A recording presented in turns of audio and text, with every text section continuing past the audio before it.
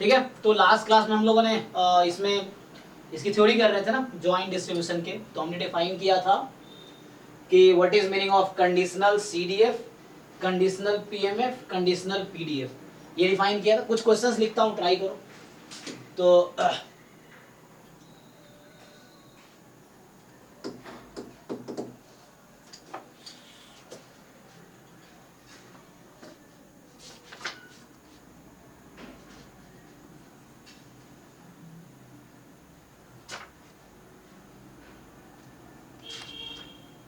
लिखो जैसे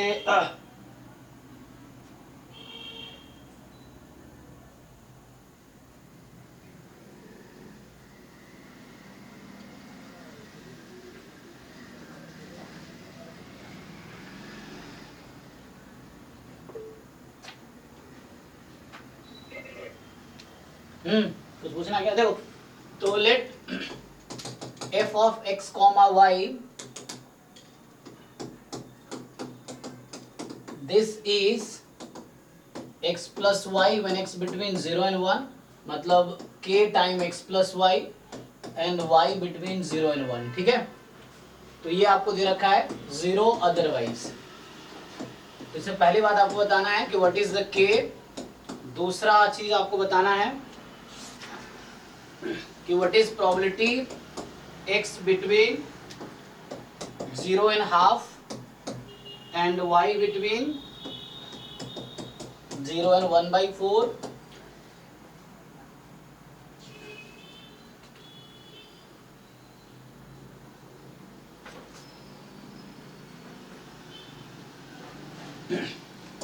What is the marginal of x? What is the marginal PDF of y?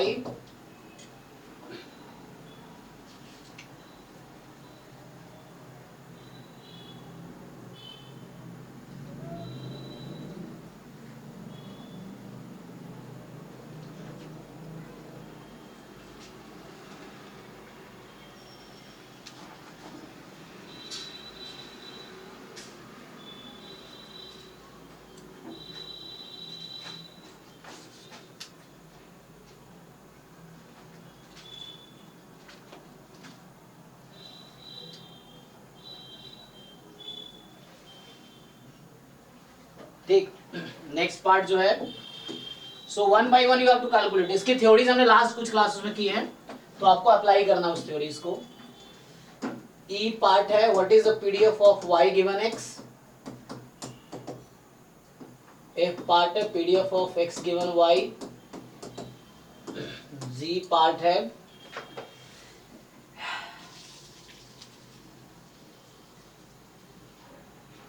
what is the CDF of y given x?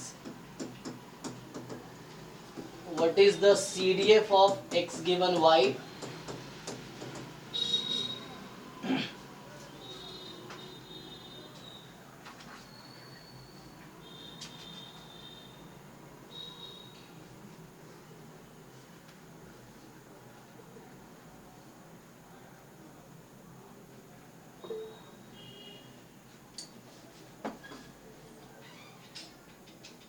अच्छा, Audible आ रहा है क्या?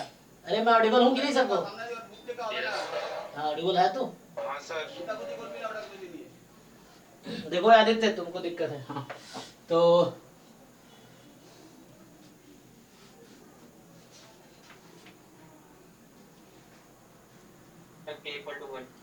Okay k1 हो गया, ठीक है। तो आंसर आपके पास बुक है वो कौन सी वीकेर होती वाली? नहीं, ये अभी जो मेरे पास है ये है मूड एंड ग्रेविल, मतलब उसमें जॉइंट अच्छा है क्या? Mood and Greville her book में सेम ही है। तो ये बुक थोड़ा ठीक है, इसमें एग्जांपल थोड़ा लिखे, बाकी बुक तो सब सेम ही है। मतलब ये थोड़ी इजी बुक लगा मुझे दैन वीकेर वैथ की। ये है बुक का टाइटल है introduction to the theory of statistics by Mood and Graybill, ठीक है ना। तीसरा ऑथर भी है इसमें, आई थिंक मूड ग्रेविल एक और है। कोई सा भी कर लो, ऐसे मेरे पास तो यहाँ पे 20-30 बुक्स पड़ी हैं, तो ऐसे कोई सा बुक, सब में सेम ही चीज़ है। क्वेश्चन बस मुझे उठाना था, तो इस तरह से ऑलमोस्ट सब में एक ही चीज़ लिखा हुआ है हर बुक में।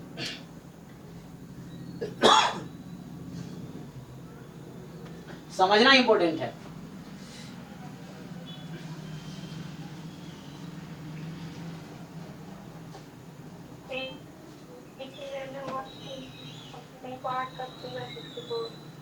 3/64. ओके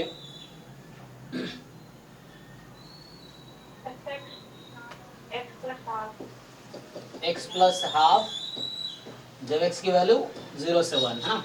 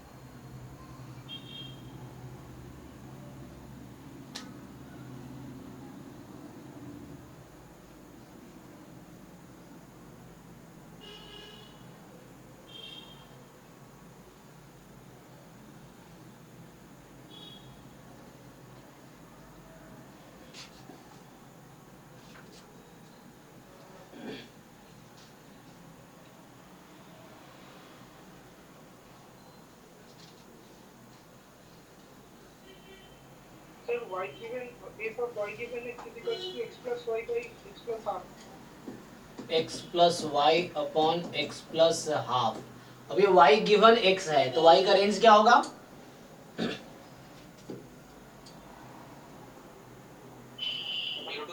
है ना, डिपेंड तो कर नहीं रहा वहां पे। ओके ठीक है। सर हाँ सर उसमें x प्लस वाई की जगह 1 होगा। x प्लस वाई की जगह 1, मतलब 1 upon x plus half. 2/2x+1। अच्छा 2 अपॉन 2x प्लस 1, लेकिन ये तो y का पीडीएफ है तो y नहीं आएगा कहीं पे। सर आएगा तो जॉइंट बाय मार्जिनल होगा ना। हाँ yes yes, joint PDF of x में x y upon marginal PDF of x। हाँ जॉइंट अपॉन मार्जिनल, यस। तो ये भी ऐसे ही आ जाएगा फिर तो। चेक करो एक बार calculation, x plus y by y plus half. है ना। तो यहाँ x ये डिस्ट्रीब्यूशन तो x का है, ये डिस्ट्रीब्यूशन y का है जब x गिवन है।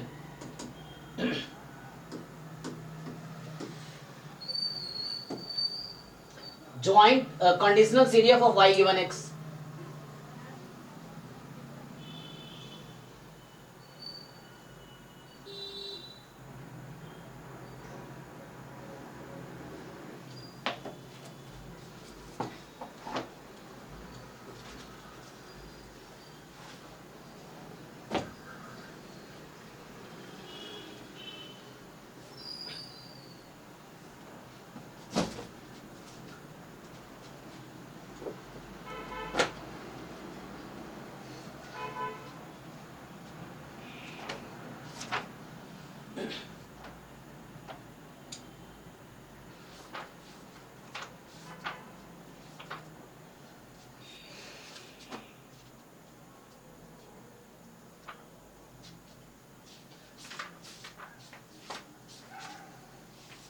Sir conditional PDF of y given x 1 आएगा। अच्छा ये 1 आएगा, ओके। 1 नहीं आएगा सर, One नहीं? y plus y square by 2 एक minute, x y plus y square upon सिर्फ वाई स्क्वायर अपॉन 2, हाँ। whole upon x plus half। अच्छा फिर whole upon x plus half. अब ये y गिवन x है तो फिर से y का रेंज 0 से 1 में ही रहेगा, ऐसा। जी सर। सर उसमें जॉइंट पीडीएफ जो होगा उसको dy के रिस्पेक्ट में इंटीग्रेट करेंगे ना सर, तो ऊपर आ जाएगा x प्लस 1/2 ही आ जाएगा ऊपर। किसमें? जी पार्ट में, जो conditional series of y given x। Yes sir, इसको अगर ब्रेक करके करेंगे तो इंटीग्रेट। तो सर उन्होंने 0 to 1 कर दिया, y इंटीग्रेट 0 to y ना। हाँ आपको देखना सीरीज ऑफ y है ये, यस सीरीज ऑफ y है ये, x गिवन है। एक्चुअली आप series of y he find कर रहे हो।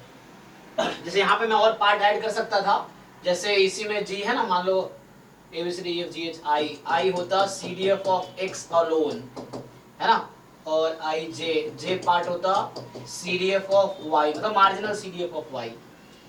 इस तरीके से भी पूछ सकते हैं।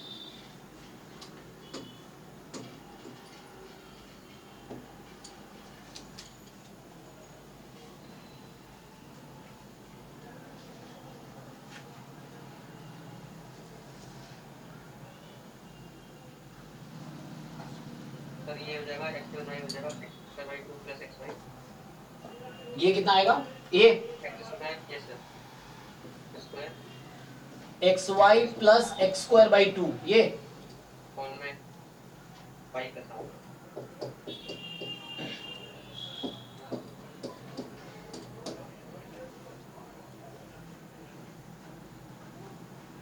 ये भी निकाल लो, ये तो इजी है निकालना इसको। हाँ सर यहाँ पर joint CDF by marginal CDF होगा ना?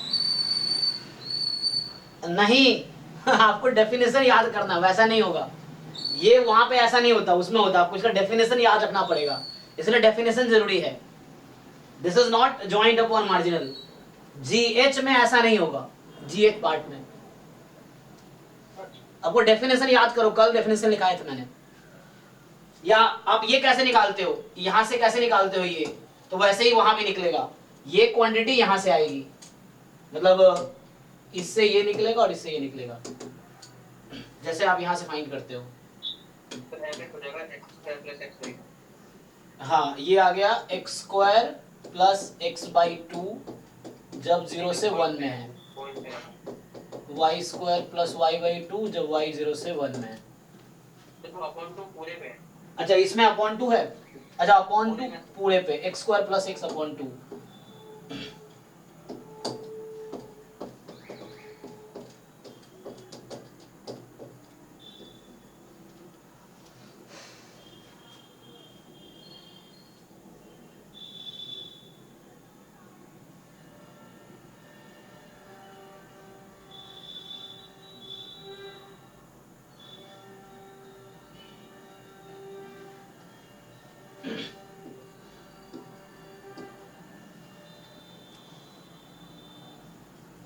चलो मैं सॉल्व करता हूँ, हो गया। देखो मैं कौन सा क्वेश्चन सारा सॉल्व करूँ, इजी है। देखो कौन सा वाला, लास्ट के दो बस, अच्छा। बाकी सब हो जाएंगे। हाँ बाकी देखो क्या है आपके पास, यहाँ से जॉइंट पता है तो हमने कल लिखा ही था हाउ टू कैलकुलेट। तो जैसे अगर इसका कॉन्सेप्ट डिस्कस करेंगे तो पहला जैसे है कि सिंपली जो पहला पार्ट में है कि 0 to 1 k time x plus y dx dy, इसको आप 1 पुट कर दो तो यहाँ से आपको ये सॉल्व होके k बराबर 1 आ जाएगा एक्चुअली। ठीक है, पहला पार्ट में यही हो जाएगा जो A पूछा हुआ है। B वाले में क्या है, आपको मार्जिनल चाहिए तो यू ऑलरेडी नो कि जो ज्वाइंट है उसको इंटीग्रेट करना है ना। तो यहाँ मैं ये लिखने के बजाय मैं थ्योरी लिख देता हूँ जस्ट। सो जो ज्वाइंट PDF है उसको आप इंटीग्रेट करो 0 to 1 में दोनों को, तो 1 आ जाएगा, तो इससे क्या आ जाएगा। आप इसको y के रेस्पेक्ट में इंटीग्रेट करोगे, है ना, तो ज्वाइंट को इंटीग्रेट करो y के रेस्पेक्ट में, x का मार्जिन आ जाएगा, y 0 से 1 में था। फिर fy ऑफ y चाहिए, तो 0 से 1 में आप ज्वाइंट को x के रेस्पेक्ट में इंटीग्रेट कर दो। ठीक है, और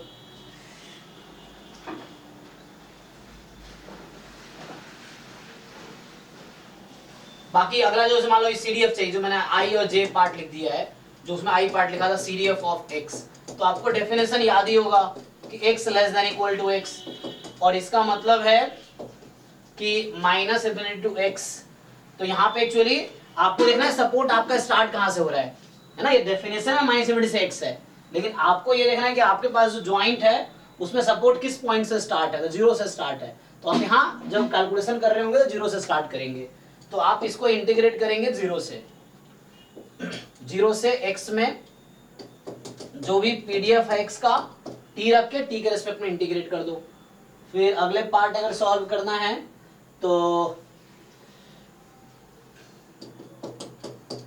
CDF of y at y, so definition याद करो, ये डेफिनेशन है, और इसमें भी वही है 0 से y में इंटीग्रेट करो, एफ वाई ऑफ कुछ नया वेरिएबल ले लो, मान लो U, so D U type का, इस तरीके से सेम चीज है। अब अगला पार्ट क्या है,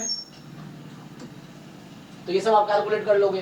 तो जो डी पार्ट मैंने लिखा हुआ है ना, जो डी पार्ट है, सो जो conditional PDF of Y given X, so आपके पास क्या है, कंडीशनल पीडीएफ है वाई गिवन एक्स का। तो ये हो गया आपके पास joint upon marginal of Y, ठीक। ज्वाइंट आपका एक्स प्लस वाई है, मार्जिनल आपने यहाँ से कैलकुलेट किए होंगे, है ना, इसमें से।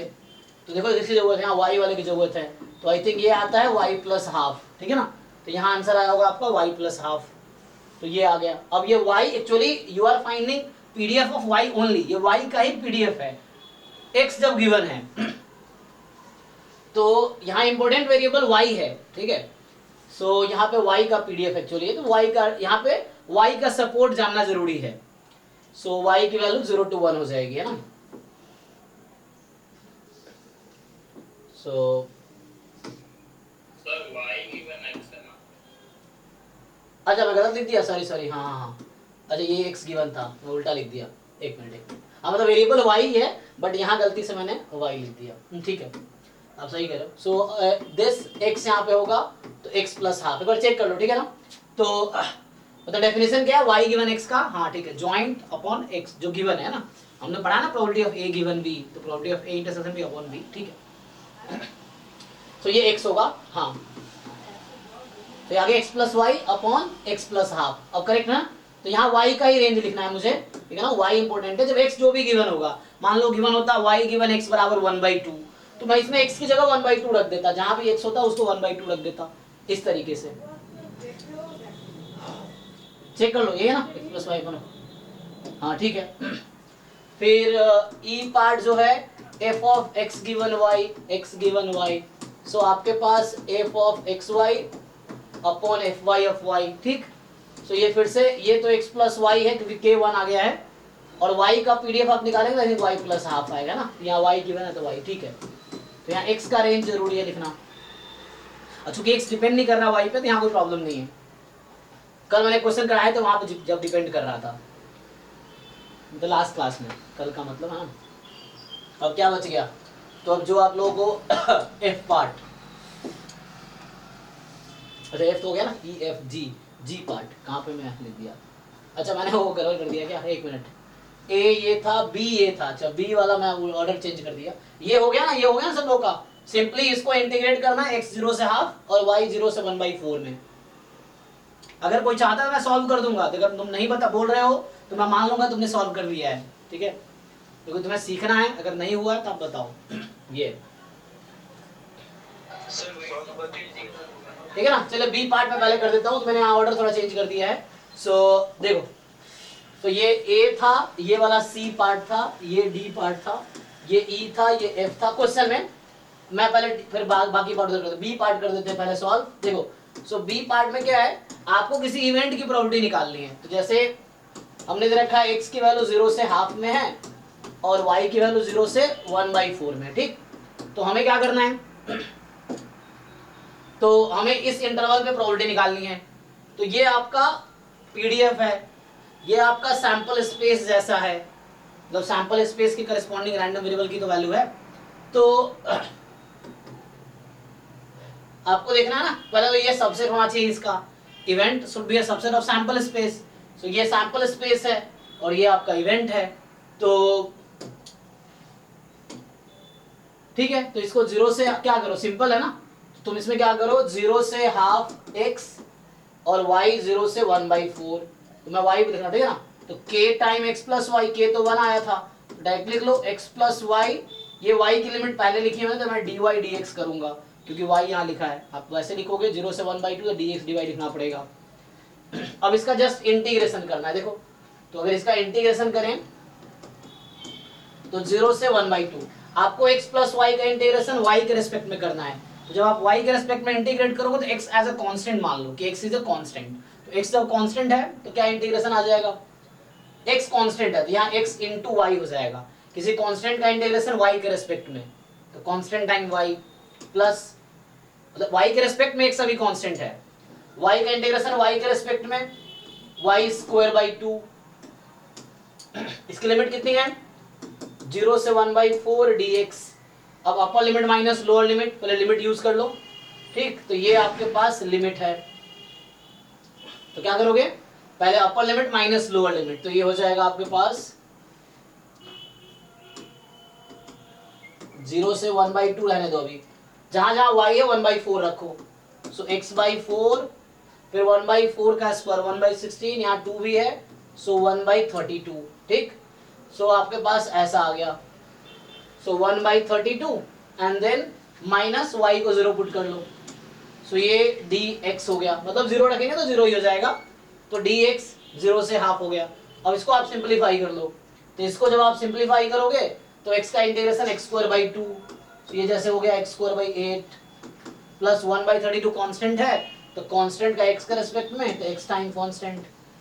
अब इसकी लिमिट है 0 से 1/2, तो upper limit minus lower limit, तो 1/4/8 है ना, 1/32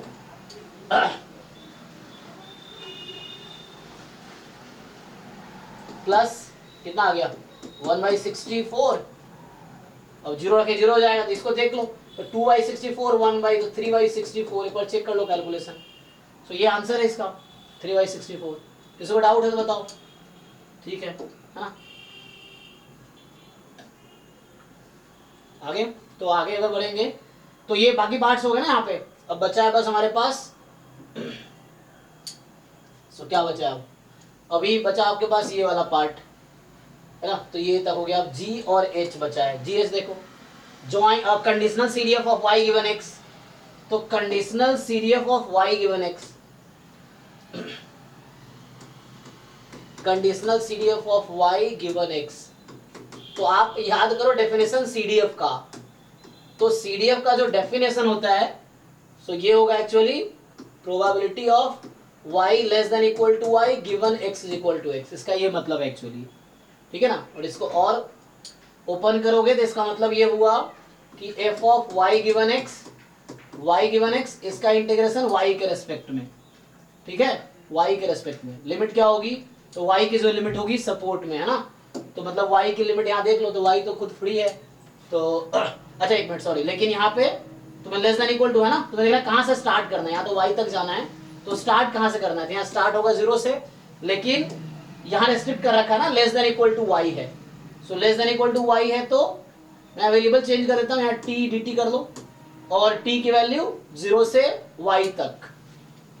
ये बिल्कुल वैसे ही कैलकुलेशन हो रहा है जैसे आप CDF निकालते हो, ये लिखा ना जैसे तुमने 0, ये बिल्कुल वैसे ही जैसे ये किया ना हमने कि आप लोग कैसे फाइंड करते हो, तो सेम चीज कि CDF of y at y, so probability capital Y less than equal to y, तो क्या करते हो इसमें 0 से y PDF of y at t dt, मान लो इस तरह से, सेम चीज वहां करनी है, बस जिस PDF की जगह कंडीशनल PDF यूज होगी, ठीक, क्योंकि ये कंडीशनल CDF है, तो यहाँ पे PDF की जगह कंडीशनल PDF यूज करो, पुट कर लो वैल्यू, तो 0 से y क्या होगा f of y given x, ठीक है।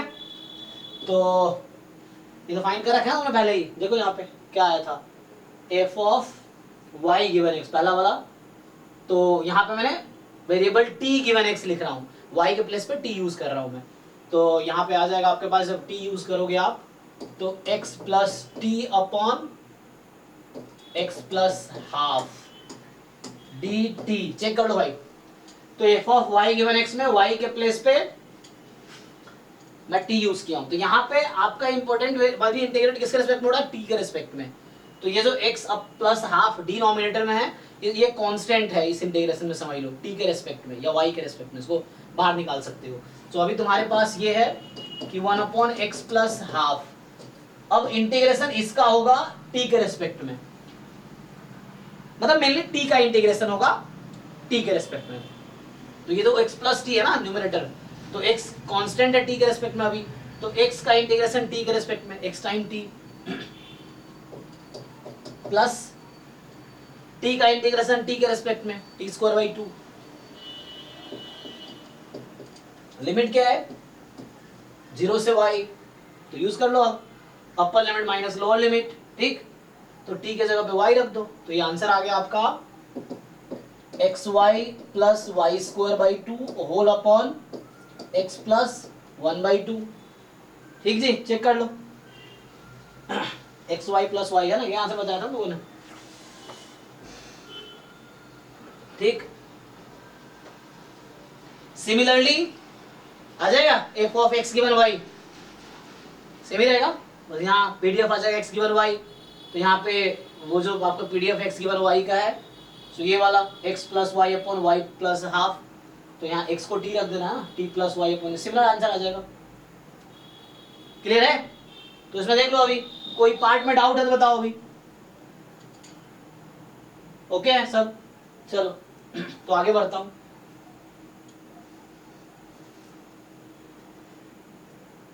ठीक है जी, सबको क्लियर है? फाइन, चलो तो आगे हम स्टार्ट करते हैं। अभी मैं थ्योरी कंटिन्यू करता हूँ फिर मैं, तो बाकी पीवाईक्यूज डिस्कस करेंगे एंड में, तो पहले तुम भी ट्राई कर सकते हो साथ साथ में।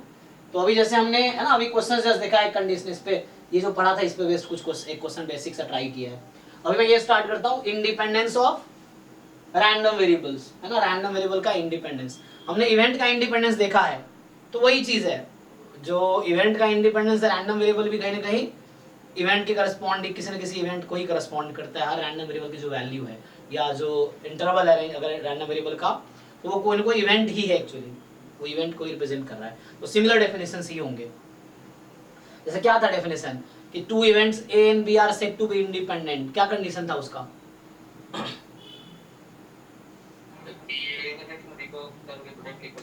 हाँ, तो probability of A intersection B is equal to P A into P B, same यहाँ भी है देखो। तो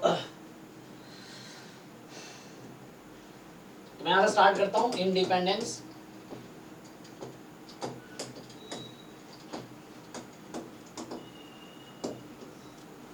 सो इंडिपेंडेंट रैंडम वेरिएबल्स। ठीक है, तो यहाँ पे क्या होगा कि व्हाट इज डेफिनेशन। सो मान लो ऐसा लिख लो, let x comma y be a random vector defined on probability space। तो यहाँ पे मान लो ओमेगा है सैंपल स्पेस, सिग्मा फिर को जी लिखता हूँ और t, तो क्या होगा? तो ये होगा कि ये रैंडम वेरिएबल्स जो है ना, two random variables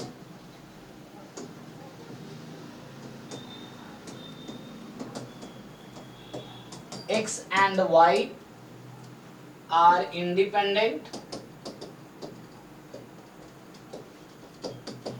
if and only if, so two random variables x and y are independent if and only if जो joint PDF है x, y का जॉइंट पीडीएफ, या मैं सीरीएफ के टर्म में लिख देता हूँ, चाहे वो डिस्क्रीट हो या कॉन्टिन्यूअस हो। सीरीएफ का सेम ही रिप्रेजेंटेशन है, क्योंकि डिस्क्रीट में पीएमएफ हो जाता है और कॉन्टिन्यूअस में पीडीएफ हो जाता है। तो मैं पीडीएफ लिखूंगा तो कॉन्टिन्यूअस के लिए डेफिनेशन हो जाएगा। तो एक कॉमन डेफिनेशन मुझे डिस्क्रीट, कॉन्टिन्यूअस या मिक्स के लिए लिखना है, तो उसके लिए सीरीएफ सही रहता है। तो इसका ये मतलब हुआ कि if and only CDF, joint CDF, ये क्या है? joint CDF of x comma y is equal to marginal CDF of x into marginal CDF of y for all x comma y belongs to R square. So whatever x, whatever y you choose, this condition must hold, है ना? So ये हो गया independence का definition in general, कि जो joint CDF है that should be equal to product of, अच्छा जैसे इसी क्वेश्चन तुमसे मैं ज्वाइंट सीडीएफ पूछा नहीं ना, अगर मैं पूछता तो क्या आंसर आता जरा बताओ। सो इसी क्वेश्चन में मैंने पूछा नहीं ना, इसमें जरा ज्वाइंट सीडीएफ निकाल के दिखाओ मुझे, मैं लिखता हूँ फिर से क्वेश्चन ये। सो तो मेरे पास ज्वाइंट पीडीएफ है x प्लस वाई, के को मैं 1 रख देता हूँ, ठीक है ना। So x between 0 and 1, y between 0 and 1, 0 otherwise. तो बताओ जरा ज्वाइंट सीडीएफ क्या आएगा, इसका आंसर बताओ मुझे।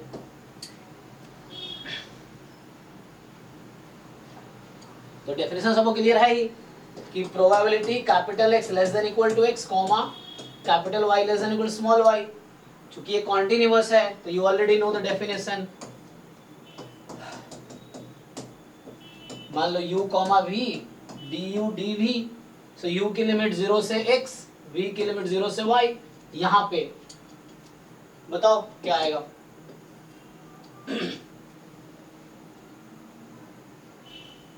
Sir, y into x square by 2 plus y square by 2 into x.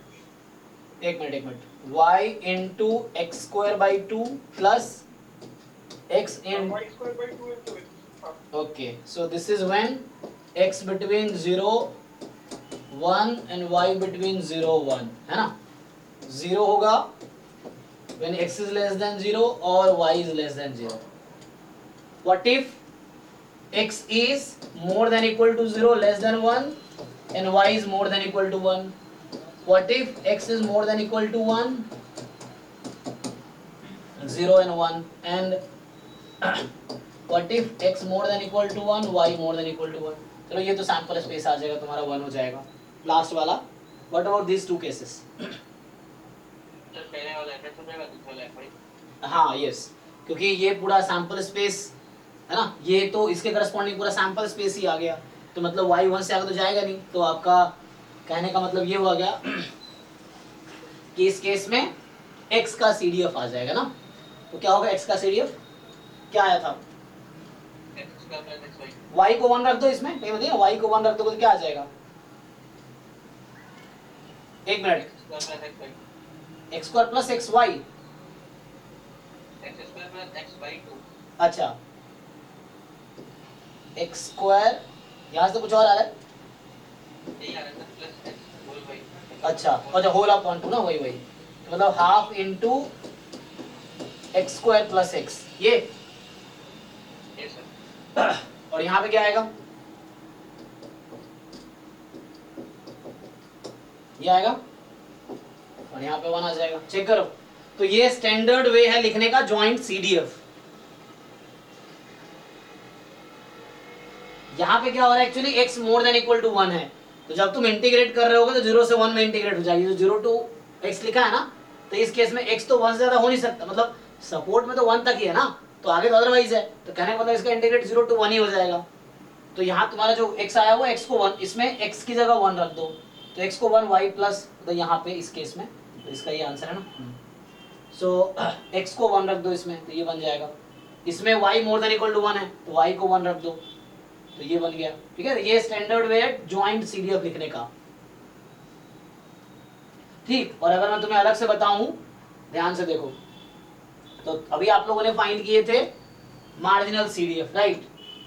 सो अभी आप लोगों ने कैलकुलेट किए थे मार्जिनल CDF ऑफ x, तो इसका स्टैंडर्ड वे है 0 when x less than 0, and इसका जो आंसर आएगा half x square plus x more than equal to 0 less than 1 when x more than equal to 1, CDF of y at y, so 0 when y less than 0, half y square plus y more than 0 less than 1 when, ठीक। अब मेरा question ये है कि क्या ये दोनों random variable independent है?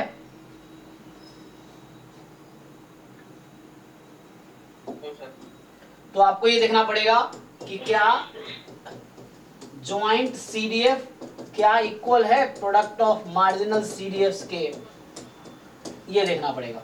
अभी डेफिनेशन जो मैंने लिखाया है उसके हिसाब से तो ऐसा नहीं है एक्चुअली, है ना, क्योंकि ये वाला पार्ट में ऐसा नहीं हो रहा होगा, क्योंकि आप मल्टीप्लाई करेंगे तो वो चीज इसके इक्वल नहीं आएगी।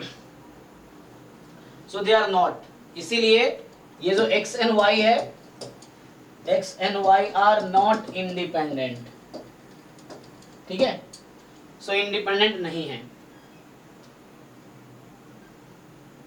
तो हालांकि इतना करने की जरूरत नहीं पड़ेगी, क्योंकि मैं ये इसलिए मतलब तुम्हें इंडिपेंडेंट चेक करने के बहुत सारे तरीके हैं, बहुत सारे, ये एक तरीका है। तो जॉइंट पीडीएफ था तुम्हारे पास, तो मार्जिनल पीडीएफ निकाल ही चुके हो, product of marginal PDF joint PDF equal है क्या, उससे भी हो जाएगा। डिस्क्रीट है तो जॉइंट पीडीएफ जॉइंट पीएमएफ है तुम्हारे पास, प्रोडक्ट ऑफ मार्जिनल पीडीएफ कर लो, इक्वल है क्या। जॉइंट एमजीएफ तुम्हारे पास कई बार रहता है, product of if and only if है, ये सब मैं लिखाता हूँ थ्योरम में। तुमने डेफिनेशन ये लिखा है तो डेफिनेशन के हिसाब से मैं बता रहा हूँ कि they are not product of marginal CDFs are not equal to joint CDF, so this is not independent. So doubt है तो पूछो।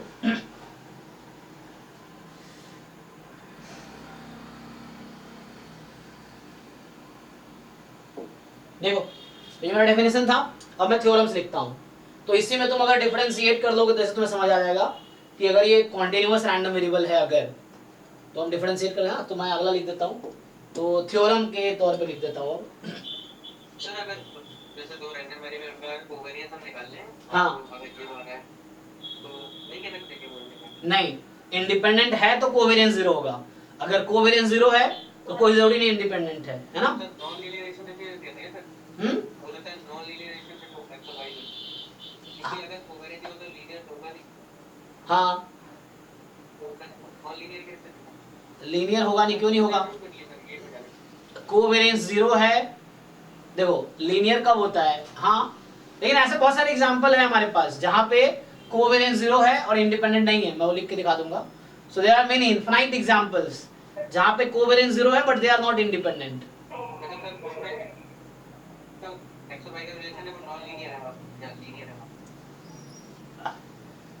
अब वैसे तो डिस्क्रीट में एग्जैक्टली बता नहीं सकते, डिस्क्रीट वाले वैसे बहुत सारे एग्जांपल्स हैं, तो डायरेक्ट बता नहीं पाओगे क्या रिलेशन है दोनों में, मतलब कुछ भी may be linear non linear कुछ भी हो सकता है, तो देखना पड़ेगा क्या है।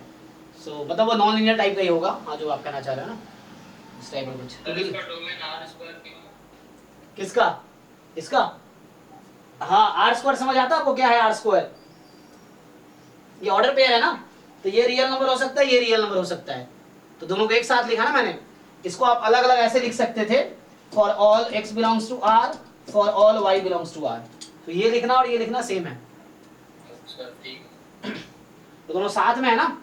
ये प्लेन, ये क्या है, कोऑर्डिनेट्स हैं, तो x, y कहाँ मिलते हैं, प्लेन में ना, तो प्लेन क्या होता है, आर स्क्वायर ही तो होता है, नंबर लाइन r है आपका, तो यहाँ मैंने ये लिखा है कि x है कोई नंबर लाइन का एक पॉइंट है, y कोई नंबर लाइन का एक पॉइंट है, और जब एक साथ लिख दिया आपने, अगर मैं 3D में बात करूंगा तो x, y, z belongs to r cube लिखूंगा, ठीक है, ट्रिपलेट। सो चलिए तो हम लिखेंगे अभी, अगर कोवेरिएंस 0 नहीं है देन वो गारंटी देगा इंडिपेंडेंट नहीं है, बट कोवेरिएंस 0 है कुछ भी हो सकता है, अभी वो आगे आएगा। देखो तो पहले कुछ थ्योरम्स लिख देता हूँ, प्रूफ हम लोग नहीं करेंगे जनरली है ना, बस आपको समझना है कि इसको थ्योरम्स को अप्लाई करने हैं क्वेश्चंस में।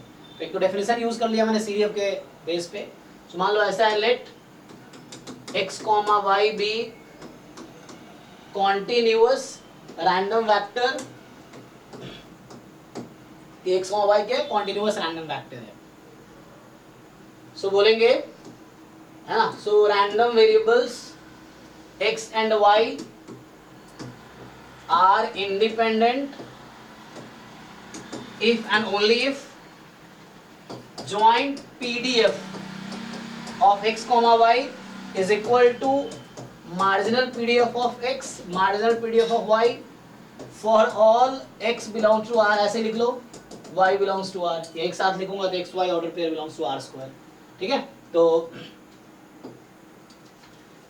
ठीक है, ये हो गया, ये भी एक एज ए डेफिनेशन यूज कर सकते हैं, या कॉन्टिन्यूअस के लिए, डिस्क्रीट के लिए लिखेंगे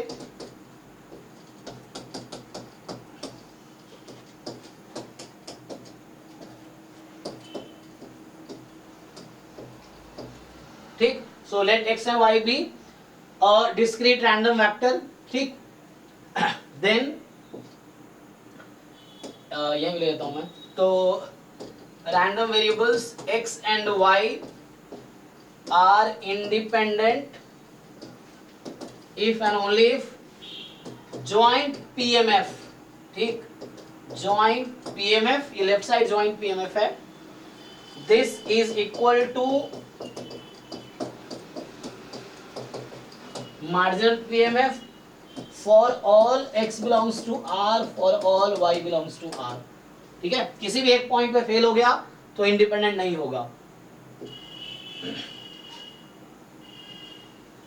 ठीक। तो ये हो गया, जैसे इस पे एक एग्जांपल देख लेते हैं इन दोनों थ्योरम पे। सो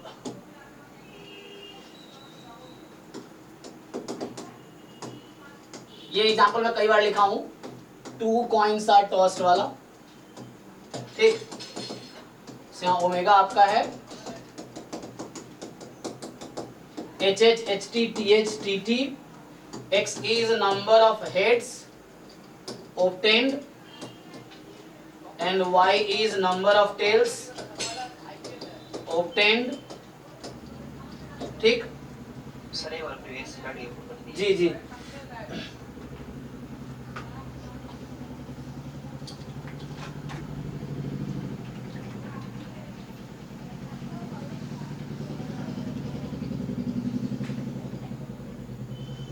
सर वो जो एक बार मतलब कि कहीं कहीं क्वेश्चन में लिखा जाता है ना I0 ओपन इंटरवल 1 करके x ऑफ समथिंग, वो एक्चुअली मतलब उसका मीनिंग क्या होता है?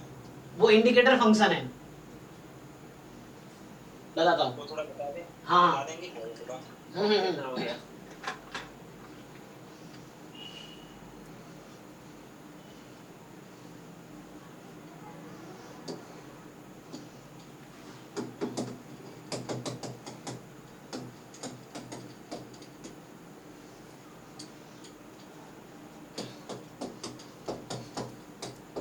ये एक फंक्शन है जिसके पास दो ही पॉसिबल वैल्यू है, या तो 1 या फिर 0।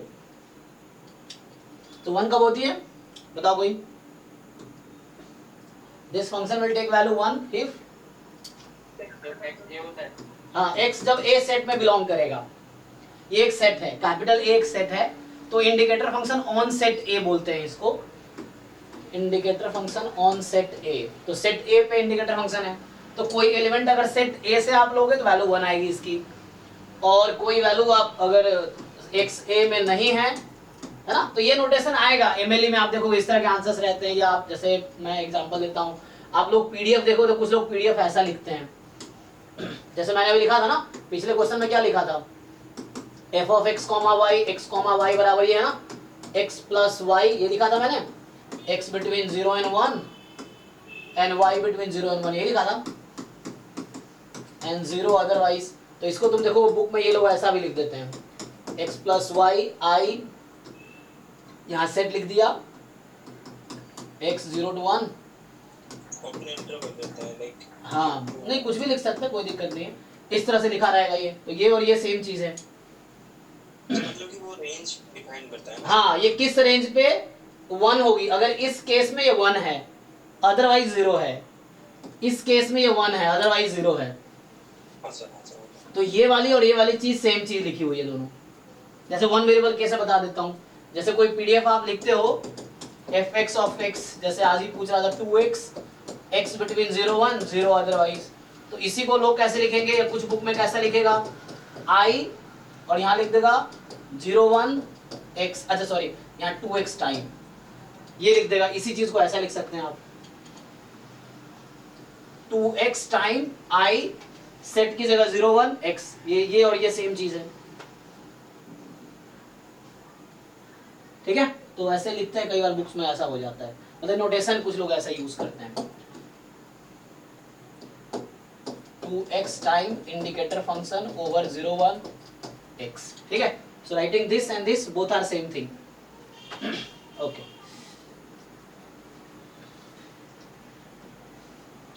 चलिए, तो मैं लिख रहा था क्वेश्चन कि 2 coins are tossed once, so 2 coins are tossed once, तो ये आउटकम है sample space, x number of heads obtained 0 1 2, number of tails obtained 0 1 2। अब आपसे अगर पूछा जाए क्या x y इंडिपेंडेंट है, तो option A, x is identically distributed with y, x is equal to y, x and y are independent, option D, x and y are not independent। बताइए,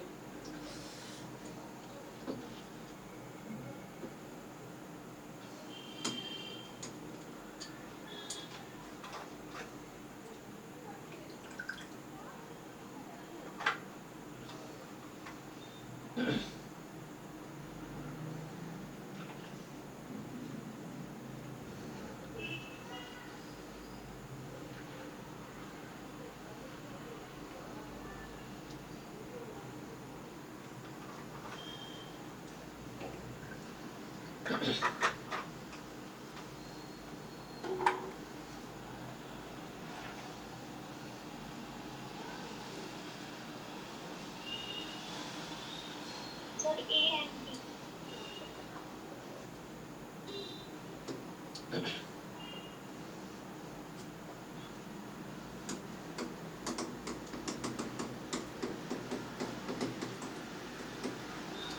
पहला क्वेश्चन ही देख लो जो मैं लिखा था, वो एक तरीके से तुमने देखा कि इंडिपेंडेंट नहीं है, दूसरे तरीके से इसी को देख लो।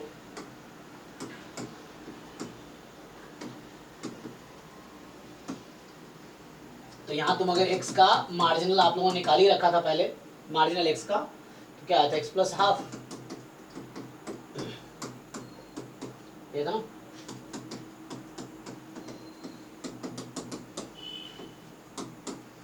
क्या सिंपली आप चेक करो, अगर यही चार ऑप्शन मैं यहां भी लिखूं अगर, तो क्या होगा?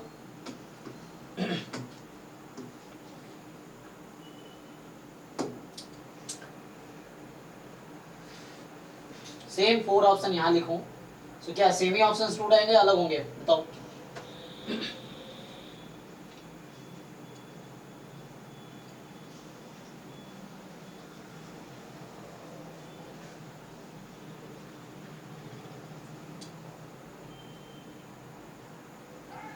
सर अगर जो फर्स्ट क्वेश्चन में हम डिपेंडेंसी लेते जाएं तो वही ये तो है कि x plus y equal to होना चाहिए तो लेवल। हाँ, तो इसके लिए सिंपल है, आपको एक एग्जांपल एनफ है गलत कहने के लिए। इसने क्या कहा डेफिनेशन में कि for all x belongs to r, for all y belongs to r।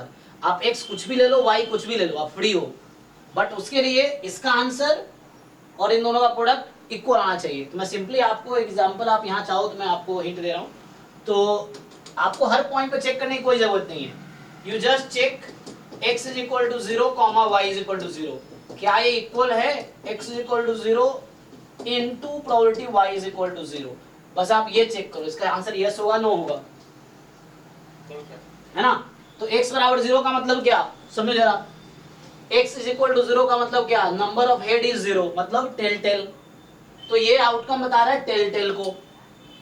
सो इसमें आएगा प्रोबेबिलिटी, यहां है tt, so this is t, t intersection y is equal to 0। So y is equal to 0 का मतलब है नोट है number of tail is 0, number of tail is 0 मतलब both head h, क्या ये इक्वल होगा? और यहाँ पे है probability of tail tail into probability of h। तो राइट साइड कितना है 1/4 इंटू 1/4, तो राइट साइड तो 16 है, 1/16 है, और लेफ्ट साइड क्या है जी? तो इन दोनों में कुछ कॉमन तो है ही नहीं, है ना। तो इंटरसेक्शन तो 5 है, तो 5 की प्रोबेबिलिटी 0 है। सो ये 0 इज इक्वल टू 1/16, तो गलत आ गया ये तो इसका मतलब इंडिपेंडेंट तो नहीं है। एक है ना एग्जांपल काफी है गलत कहने के लिए, तो हमने 0 0 चूज कर लिया, 0 0 को चेक कर लिया। अगर होता तो ये नहीं बोल देते इंडिपेंडेंट है, फिर और पॉइंट पे चेक करते, क्योंकि अगर ट्रू है तो हर पॉइंट पे ट्रू होने चाहिए, गलत एक पॉइंट पे भी है तो गलत है। तो अगर मान लो ट्रू आ जाता है, इसके ना बोलते इंडिपेंडेंट बोल देते हैं हम और पॉइंट पे भी चेक करते हैं, लाइक 1 0 0 1 इस तरीके जितने पेयर 9 पॉसिबिलिटीज हैं टोटल, है ना। तो आपको 9 के 9 पॉसिबिलिटी चेक करनी पड़ेंगे इंडिपेंडेंट अगर होता तो, like x0 y0 x0 y1 x0 y2 x1 y0 x1 y1 x2, है ना, मतलब x is 2 y is 0 like this ना। 9 समझ आ रहा होगा, 3 3 या 9, सो एक के साथ 3 लेना पड़ेगा, तो 9 पेयर्स पे आपको इस तरह से 9 टाइम्स कैलकुलेट करने पड़ेंगे। देन आप हर सारे इक्वल आ रहे हैं, then it is independent. Okay, so this is wrong, so ये स्टेटमेंट फॉल्स है, और इसका मतलब है कि दिस है ना, तो इसीलिए इंडिपेंडेंट नहीं है। अब बात रहेगा इसका, तो इक्वल टू ऊपर डी लिखा हुआ है, डी मतलब आइडेंटिकली डिस्ट्रीब्यूटेड। तो आइडेंटिकली डिस्ट्रीब्यूटेड का मतलब ये है कि दोनों का डिस्ट्रीब्यूशन इक्वल है, मतलब पॉइंट पे सेम मास है। तुम चेक कर लो, x बराबर 0 की प्रोबेबिलिटी कितनी आएगी, सेम है ना। So x is equal to 0 1/4 and y is equal to 0 वो भी 1/4, x is equal to 1 1/2, probability बोल रहा हूं मैं, probability y is equal to 1 वो भी 1/2, x इज इक्वल टू 2 की probability 1/4, y is equal to 2 की प्रोबेबिलिटी 1/4। सो सेम पॉइंट पे सेम मास है दोनों रैंडम वेरिएबल का, so yes they are identically distributed. Are they equal? Equal random variable अलग चीज है, आइडेंटिकली डिस्ट्रीब्यूटेड अलग चीज है। Are they equal? नो। ये नंबर ऑफ हेड्स काउंट कर रहा है, ये नंबर ऑफ टेल्स काउंट कर रहा है। इक्वल क्यों नहीं है? क्योंकि x corresponding to H H 2 है और y corresponding to H H 0 है। अगर ये दोनों फंक्शन इक्वल होता तो दोनों के आउटपुट सेम आने चाहिए थे। Random variable is a function, two functions are equal. अगर हर पॉइंट पे उसका रेंज सेम है, मतलब कहने का मतलब f है, x is like f, y is like g, so f of hh 2 आया, g ऑफ hh 0 आया। दोनों फंक्शन का रेंज तो अलग अलग, मतलब दोनों के आउटपुट अलग अलग हैं, तो फंक्शन सेम कैसे हो सकता है? इंडिपेंडेंट यहां देख लिया नहीं है तो ठीक है। यहां बताओ, अच्छा यहां पे चूंकि ये लिखना यहाँ पे उचित नहीं होगा, like we can not make this option because मैंने डिफाइन नहीं किया x क्या है, y क्या है, तो ये ऑप्शन लिखना एक्चुअली ठीक नहीं रहेगा यहाँ पे, क्योंकि यहाँ मैंने इंटरप्रिटेशन लिखे हैं। सो देन आपको बता रखा है कि x का मीनिंग क्या है, देन यू कैन टेल। यहाँ पे ये आप डिसाइड ही नहीं कर पाओगे बी ऑप्शन एक्चुअली यहाँ पे, क्योंकि मैंने x का इंटरप्रिटेशन नहीं बताया कि x है क्या, y क्या है, तो आप कैसे डिसाइड करोगे? रैंडम इज अ फंक्शन, तो कैसे डिसाइड करोगे? तो ये यहाँ डिसाइड नहीं कर सकते हम, बी ऑप्शन।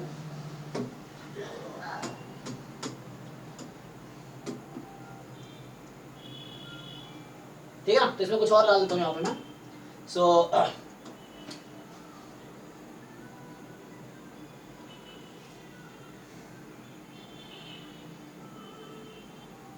बाकी ऑप्शन देख लो, ठीक है ना। आइडेंटिकल, अब देखो ये आइडेंटिकल डिस्ट्रीब्यूटर है कि नहीं, ये है एक्चुअली। यहाँ तुम x को t रख दो और यहाँ पे t रख दो, तो सेम वेरिएबल पे दोनों फंक्शन की वैल्यू सेम आएगी, t plus half, t plus half, तो ये तो है, कोई प्रॉब्लम नहीं है। मैंने आइडेंटिकल डिस्ट्रीब्यूटर वर्ड लिखाया था ना, क्या होता है मैं भी लिखा देता हूँ। और यहाँ मान लो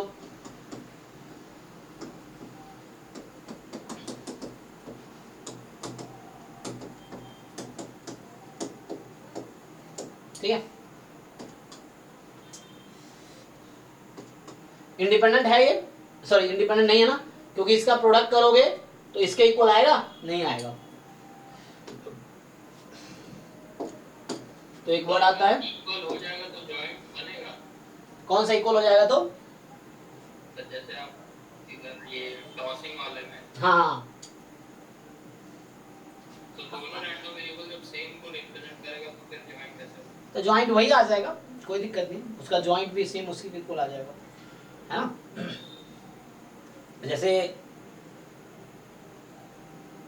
बना सकते हैं क्या, x1 तो x ही हो जाएगा, तो वो जॉइंट मतलब ऐसे नहीं बनेगा, मार्जिनल का इक्वल आ जाएगा, तो वैसे नहीं बनेगा। लेकिन वही पूछ रहे थे क्योंकि इक्वल है तो मतलब वो तो फिर मतलब ये हो गया कि तुम्हारे पास की लाइक दोनों आइडेंटिकली डिस्ट्रीब्यूटेड हो जाएगा, दोनों की सेम मीनिंग है, तो जॉइंट का कोई मतलब ही नहीं वहाँ पे। मतलब अगर दोनों सेम ही रैंडम वेरिएबल है तो ऑब्वियसली आइडेंटिकली डिस्ट्रीब्यूटेड होगा ही। लेकिन अगर two random variable identically distributed है तो it doesn't mean that they are equal, ये है।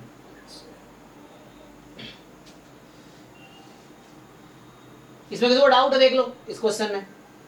सो इन दोनों का प्रोडक्ट इसके इक्वल नहीं आएगा, इसलिए इंडिपेंडेंट नहीं है। अच्छा मैं आइडेंटिकली डिस्ट्रीब्यूटेड का डेफिनेशन लिख रहा था, तो ये तो पहले भी लिखा चुका हूं मैं, है ना। एक बार फिर से, आइडेंटिकली डिस्ट्रीब्यूटेड, तो इसका ये मतलब है कि टू कॉन्टिन्यूअस रैंडम, या अगर कॉमन डेफिनेशन लिख दूं मैं तो कॉमन डेफिनेशन सीडीएफ के टर्म में होगा। तो कॉमन डेफिनेशन क्या होगा? अगर मैं कॉमन डेफिनेशन लिखता हूं कि random variables x and y are identically distributed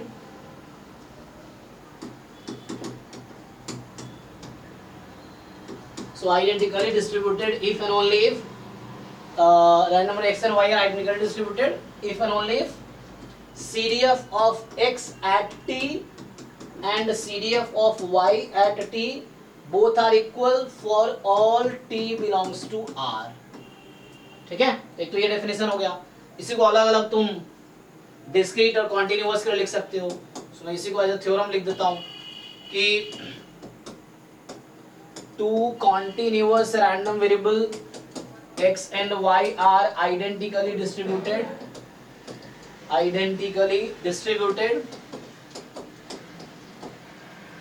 if and only if PDF of x at t, PDF of y at t are equal for all t belongs to R।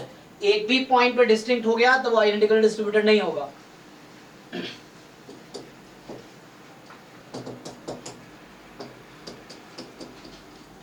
Two discrete random variable x and y are identically distributed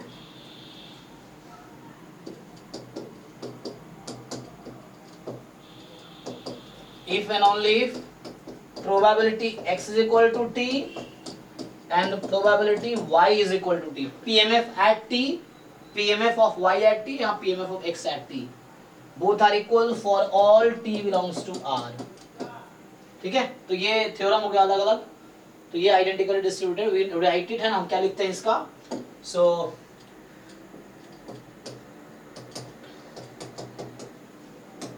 x identically distributed with y, ठीक है ना। बाद में एक और आएगा x converges in distribution to y, ये अलग चीज है ना, ये बाद में आएगा, सेंटर लिमिट थ्योरम में यही आता है ना, कन्वर्जेंस डिस्ट्रीब्यूशन। तो x converges in distribution to y, इसका अलग मीनिंग है, यहाँ इक्वल टू है। इसलिए टर्म्स का डेफिनेशन जानना जरूरी है ना। अगर टर्म का डेफिनेशन ही नहीं पता तो आप गलत मतलब निकाल दोगे उसका, फिर ऐसा भी रहता है।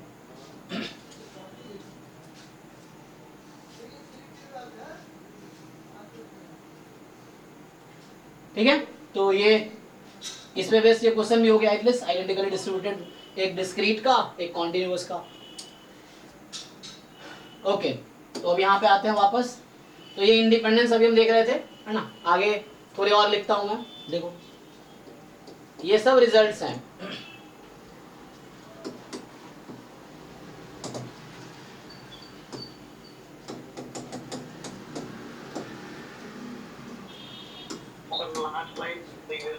हाँ ये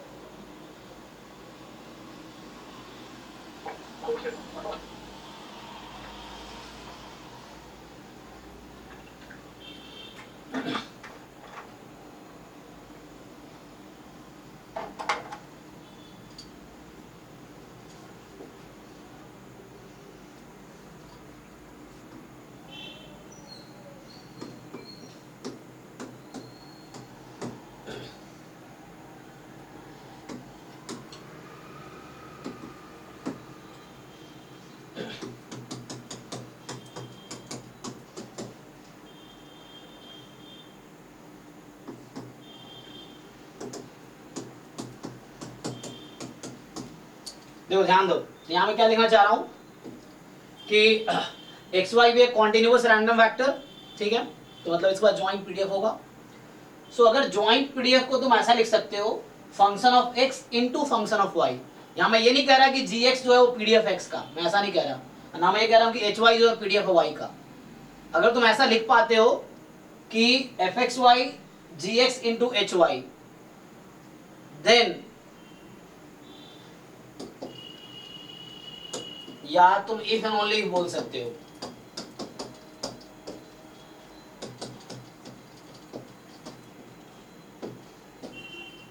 ठीक है, जरा समझो।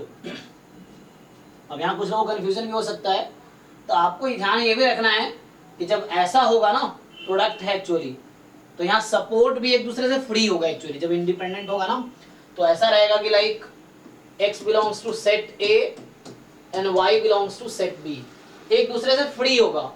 सो ए बी में कुछ कॉमन नहीं रहेगा। मैं एग्जांपल से समझाता हूं तुम्हें। जैसे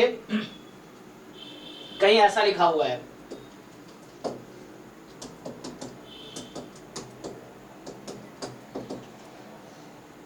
जैसे एग्जाम में कई सारे क्वेश्चन आए हैं ना, जहां पे तुम्हें डिसाइड करना होता है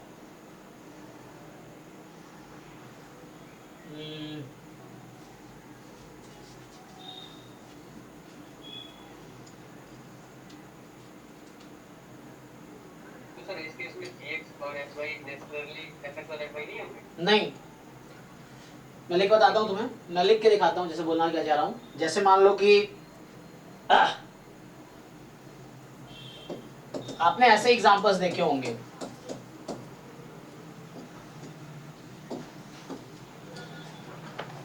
फिर तो चेक करना पड़ेगा ये पीडीएफ बनाएगा कि नहीं बनाएगा। मुझे ऐसा एग्जांपल ढूंढना पड़ेगा जहाँ पे एक दूसरे से फ्री हो जाए।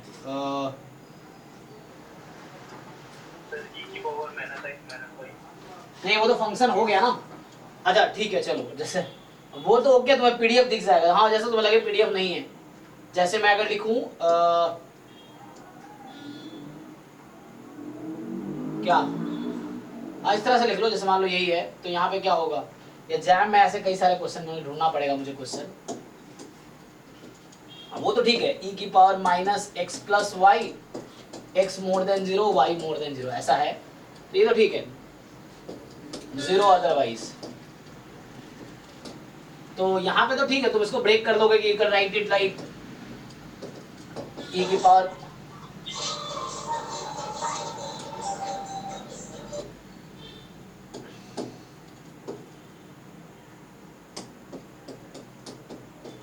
तो यहाँ तो मैं ऐसा बोलना चाहूँ, देखो ध्यान से। सो अगर तुम ये तो तुम यहाँ से एफ एक्स तुम सोच रहे हो ठीक है यहाँ तो पीडीएफ बन जाएगा, बट जरूरी नहीं है कि जी एक्स और एच वाई पीडीएफ होगा। मतलब वो तुम फॉर्म में ला सकते हो, बट तुम्हें जो दिख रहा होगा जरूरी नहीं हो पीडीएफ होगा। मैं लिखता हूँ कुछ एग्जाम्पल ऐसे, तो अभी के लिए वो बैलेंस करके तुम बना सकते हो इसको, समहाउ कोई कांस्टेंट आके वो पीडीएफ के फॉर्म में आ जाएगा, बट जरूरी नहीं कि हमेशा पीडीएफ ऐसा रहेगा ही। ये तो इससे इजी एग्जांपल है। मान लो यहाँ पे तुम्हारा इफेक्ट जो मैं लिखा हूँ, तो यहाँ पे तुम इजीली देख सकते हो कि this is product of gx into hy। तो जहाँ पे gx तुम्हारा e की पावर माइनस एक्स है और hy तुम्हारा e की पावर माइनस वाई है, लेकिन मैं चाहूँ तो इसको 2e की पावर x लिख दूँ, इसको e की पावर y अपॉन 2 लिख दूँ, चलेगा कि नहीं? कोई प्रॉब्लम नहीं है, प्रॉब्लम थोड़ी है। देखो अगर मैं ऐसा लेता हूँ, मैं थोड़ी बोल रहा हूँ कि ये पीडीएफ है, मैं तो ऐसा बोल नहीं रहा ये पीडीएफ है। ये gx ऐसा ले लूँ मैं, hy मैं ऐसा लिख दूँ, ओके है, कोई दिक्कत नहीं। देखो ये इक्वल टू है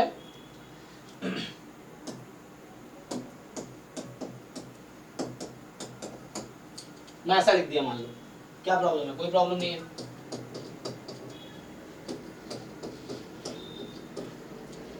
तो मैं ये नहीं कह रहा कि gx पीडीएफ ही होगा, पीडीएफ तुम बना सकते हो, उसमें कोई प्रॉब्लम नहीं है, वी कैन, क्योंकि हमें पता है डेफिनेशन। तो हम अगर ऐसा कोई फंक्शन मिल गया प्रोडक्ट में तो कोई प्रॉब्लम नहीं है, वो कांस्टेंट एडजस्ट करना तो करना पड़ता है कई बार, तो वो करके बना सकते हो तुम पीडीएफ यहाँ कांस्टेंट। बट मैं ये नहीं कह रहा अगर कोई भी ऐसे फंक्शन दो मिल गए जहाँ पे ऐसा होगा, तो उस केस में ये इंडिपेंडेंट रहेगा। जैसे यहाँ पे है, तो इस केस में क्या है कि x and y are independent random variable.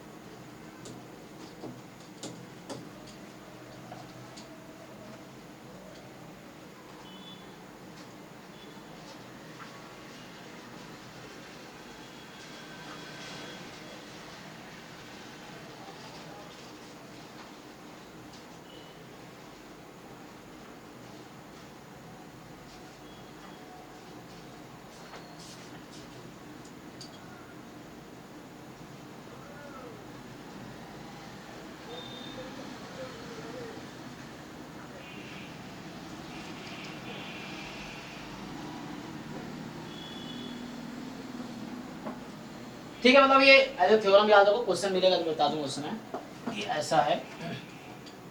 अभी थोड़े से आगे बढ़ते हैं इसमें। सो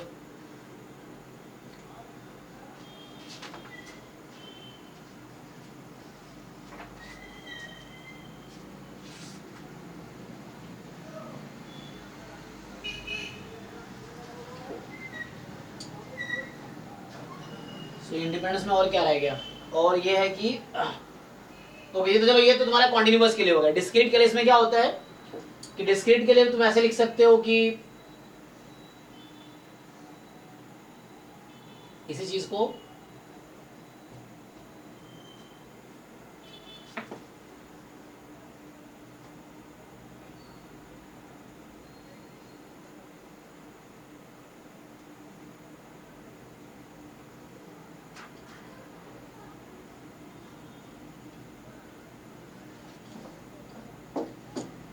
देखो, तो अगला जो रिजल्ट है कि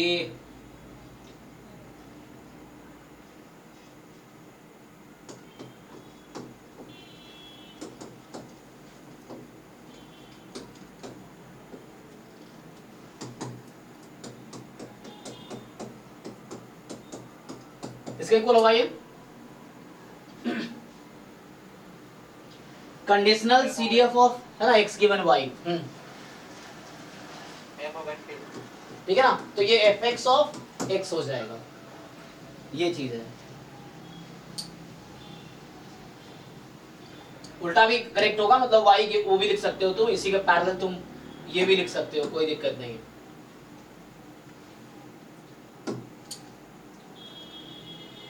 तुम अगर ये लिख दो कि f of y given x,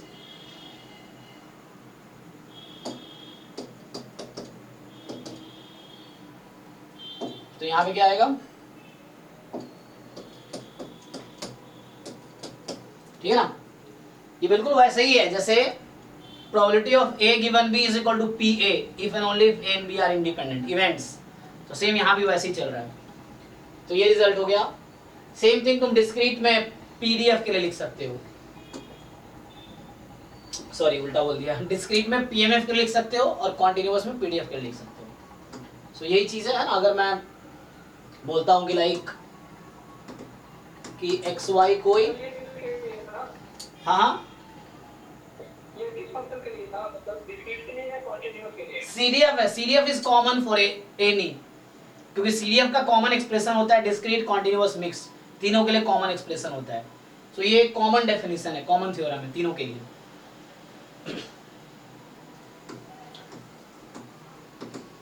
ठीक है ना, मान लो XY भी कॉन्टिन्यूअस रैंडम वेक्टर, सो यहां पे क्या होगा,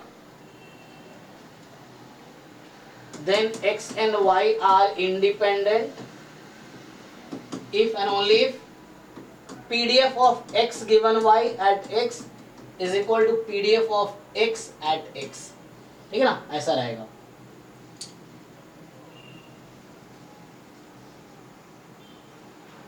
सेम थिंग PMF में लिख सकते हो तुम कि XY be discrete random vector, तो x and y are independent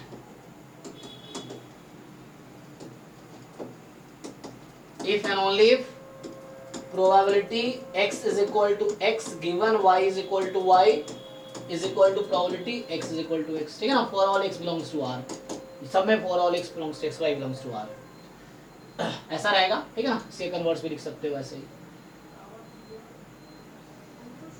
तो इस तरह कुछ रिजल्ट्स हैं जो हम लिख रहे हैं। तो कुछ क्वेश्चंस मैं लिखता हूं, ट्राई करके देखो। वैसे ही है sir,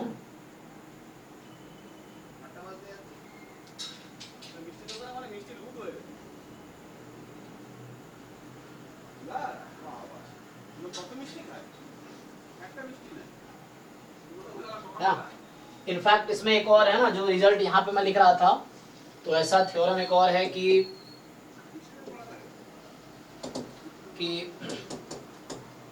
x and y are independent if and only if probability, मान लो x belongs to A, y belongs to B is equal to probability x belongs to A into probability क्या y belongs to B। ध्यान देना है, for all A subset of R and B subset of R, चाहे A कोई भी subset ले ले R का या B कोई भी सबसेट है, उसके लिए भी हमेशा ट्रू रहेगा। तो सेम चीज है ना, ये वैसे ही बोल दिया जैसे जॉइंट का था। तो ये इंटरसेक्शन है, x belongs to A, y belongs to B, और ये प्रोडक्ट ले रहे हैं हम। लेकिन ये नहीं किसी एक सेट के लिए ट्रू हो गया तुम बोल दिया ऐसा है, नहीं, तुम्हें ये भी ध्यान देना पड़ेगा, फॉर ऑल लिख रहा है कि कोई एक सेट A कोई एक सेट B है जो ट्रू हो रहा है। ट्रू होने के लिए फॉर ऑल, चाहे A कोई भी सबसेट है R का, B कोई भी सबसेट है R का, उसके लिए ट्रू होना चाहिए। तो नॉट ट्रू दिखाना आसान रहता है एग्जांपल लेके, ट्रू दिखाना थोड़ा डिफिकल्ट रहता है, क्योंकि सारे एग्जांपल कंस्ट्रक्ट करना डिफिकल्ट होगा इस तरीके से। तो ये कुछ रिजल्ट्स हैं जो इजीली तुम है ना देख पाओगे। कुछ क्वेश्चन ट्राई करो, देखो जरा। एक क्वेश्चन है, लिखो joint PDF of x and y are, अच्छा इससे पहले मैं एक पॉइंट लिखा देता हूं, एक और theorem. So if x and y are independent, then g of x and h of y are also independent.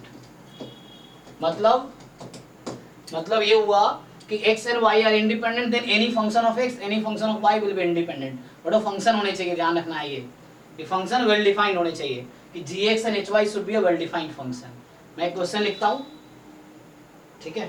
सो अरे यार दोबारा स्टार्ट करना पड़ेगा.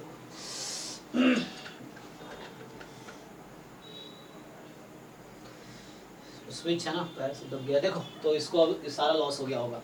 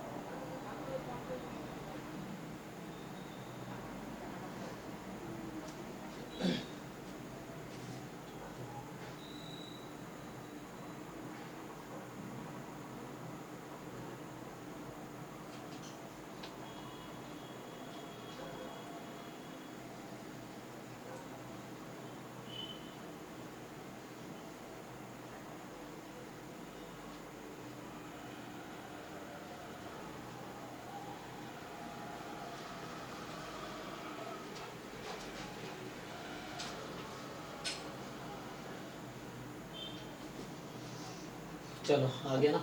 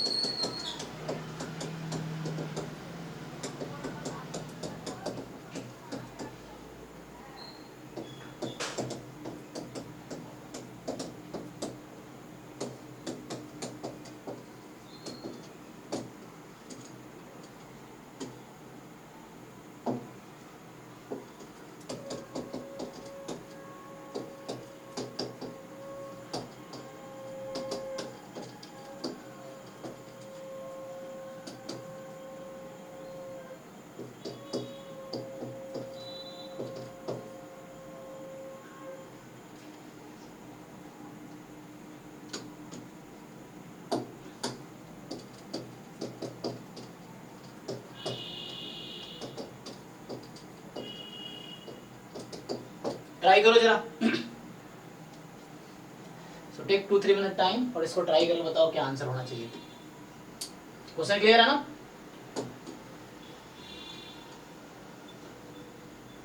आपको joint PDF 1/4 1 + x y x - 1 से 1 y - 1 से 1 चाहो तो इक्वलिटी लगा लो, कोई प्रॉब्लम नहीं है. तो आपको बताना है कि एक्स वाई आइडेंटिकली डिस्ट्रीब्यूटेड है, एक्स वाई इंडिपेंडेंट है, x square Y square identically distributed है and X square Y square independent है. ट्राई करके बताओ.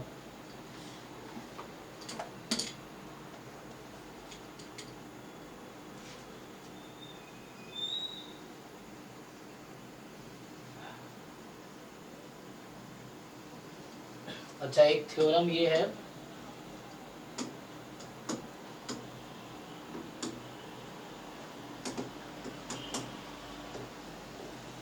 सर ये रेंज क्या लिखी है एक्स वाई की? -1 से 1.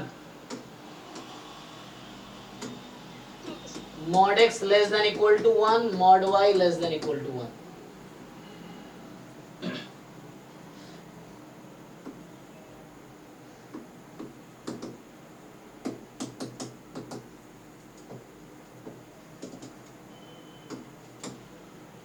Identical x are independent. Okay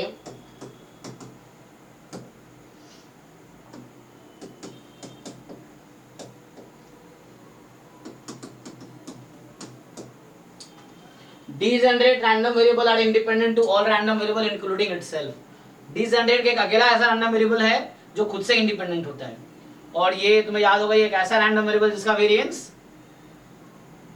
degenerate zero होता है। सिंगल रैंडम वेरिएबल है जिसका वेरिएंस जीरो होता है, या जिसका भी वेरिएंस जीरो होगा और डिजेनरेट ही होगा, इफ एंड ओनली इफ है, और ये सबसे इंडिपेंडेंट होता है किसी भी रैंडम वेरिएबल से, खुद से भी।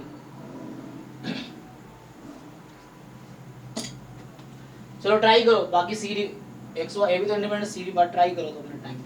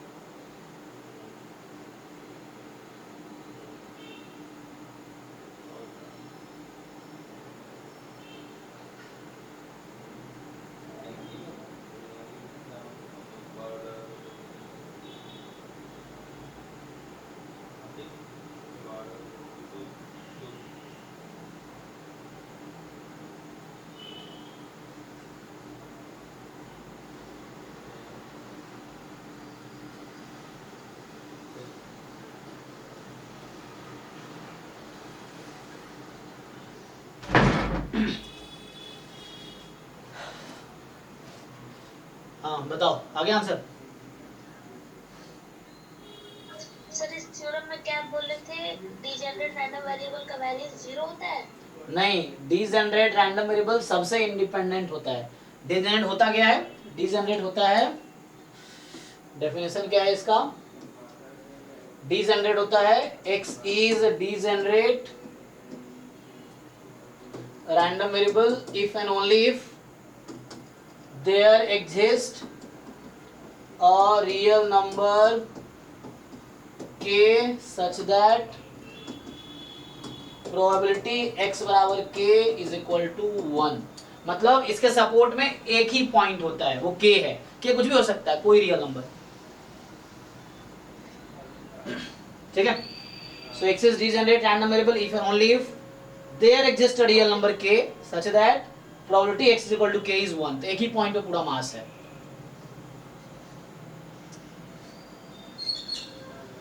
ये सबसे अच्छा, वो जीरो क्या होता है? जीरो वेरिएंस होता है, मतलब इसका वेरिएंस फाइंड करेंगे ना आप तो जीरो आएगी। तो variance of a random variable is zero if and only if it is degenerate. देखो आप लोग ध्यान देना, मैं जब स्टेटमेंट बोलता हूँ ना, तो जहां इफ एंड ओनली इफ बोल रहा हूँ, मतलब दोनों तरफ से ट्रू है। बहुत लोगों को पता होगा, कुछ लोग गलती करते हैं। जहां वन वे है, जैसे ये थ्योरम ध्यान से देखो, क्या इसमें इफ एंड ओनली इफ लिखा है मैंने? नहीं। तो इसी पे ये क्वेश्चन है। तो आपको यहाँ क्या समझ आएगा? आपको ये समझ आएगा कि एक्स वाई इंडिपेंडेंट नहीं है, ये नहीं है लेकिन ये है। तो इसने क्वेश्चन ने क्या कहा है, ध्यान से देखो। क्वेश्चन ने, सॉरी थ्योरम ने क्या कहा है कि एक्स वाई इंडिपेंडेंट है, then function of A function of y independent होगा। इसने ये नहीं कहा कि एक्स वाई इंडिपेंडेंट नहीं है तो उसका फंक्शन इंडिपेंडेंट नहीं होगा। तो बच्चे गलत मतलब निकाल लेते हैं। तो आपको ध्यान क्या रखना है, इसलिए मैंने क्वेश्चन लिखा है कि उसको लगता है अच्छा एक्स वाई इंडिपेंडेंट नहीं है तो एक्स स्क्वायर वाई स्क्वायर भी इंडिपेंडेंट नहीं होगा। कहाँ लिखा है वो? इसमें तो लिखा है कि इंडिपेंडेंट है तब गारंटी दे रहा है। अगर वो इफ एंड ओनली इफ होता तब ऑब्वियस हो जाता। अगर यहाँ इस थ्योरम में देन की जगह अगर मैंने if and only if use किया होता तो उस केस में बी ट्रू है तो डी ट्रू होगा, डी ट्रू है तो बी ट्रू होगा। लेकिन इफ एंड ओनली इफ नहीं है। If then statement one way रास्ता है, आप सिर्फ जा सकते हैं, आ नहीं सकते। इफ एंड ओनली क्या है, टू वे रास्ता है कि आप जा भी सकते हैं और आ भी सकते हैं, तो ये जस्ट वन वे है। तो यहाँ क्या बोला इन्होंने कि एक्स वाई अगर इंडिपेंडेंट है तो उसका कोई भी फंक्शन इंडिपेंडेंट होगा, ये गारंटी दे रहा है। लेकिन ये गारंटी नहीं दे रहा कि एक्स वाई इंडिपेंडेंट नहीं है तो उसका फंक्शन इंडिपेंडेंट नहीं होगा, ऐसा नहीं कह रहा है थ्योरम। तो आपको गलत मीनिंग नहीं निकालना है ना, वो तब होता जब इफ एंड ओनली इफ होता, तब ऐसा होता। अच्छा, इसी को दूसरे तरीके से लिखूं, इसी का कंट्रापोजिटिव स्टेटमेंट जो अक्सर मैं यूज करता हूं, तो जो अभी मैं बोल रहा हूं कि एक्स वाई इंडिपेंडेंट नहीं है तो वो नहीं होगा, तो वो एक्चुअली उसका कहीं ना कहीं आगे जाके नेगेशन या इस तरह टर्म्स आते हैं, नेगेशन ऑफ द स्टेटमेंट है ना, वो होता है टर्म। देखो स्टेटमेंट की बहुत सारी चीजें, नेगेशन है, कन्वर्स है, कंट्रापोजिटिव है। कंट्रापोजिटिव यही होता है ना कि मतलब उसी को बोलना बट चेंज कर देना भाई। हाँ बताओ, इस तुम ट्राई करो, इस स्टेटमेंट का कंट्रापोजिटिव बताओ मुझे, इस थ्योरम का कंट्रापोजिटिव स्टेटमेंट क्या होगा? हाँ उसी को बोलना दूसरे तरीके से। तो बताओ इसका कंट्रापोजिटिव क्या होगा, इस स्टेटमेंट का, इस थ्योरम का कंट्रापोजिटिव स्टेटमेंट क्या होगा?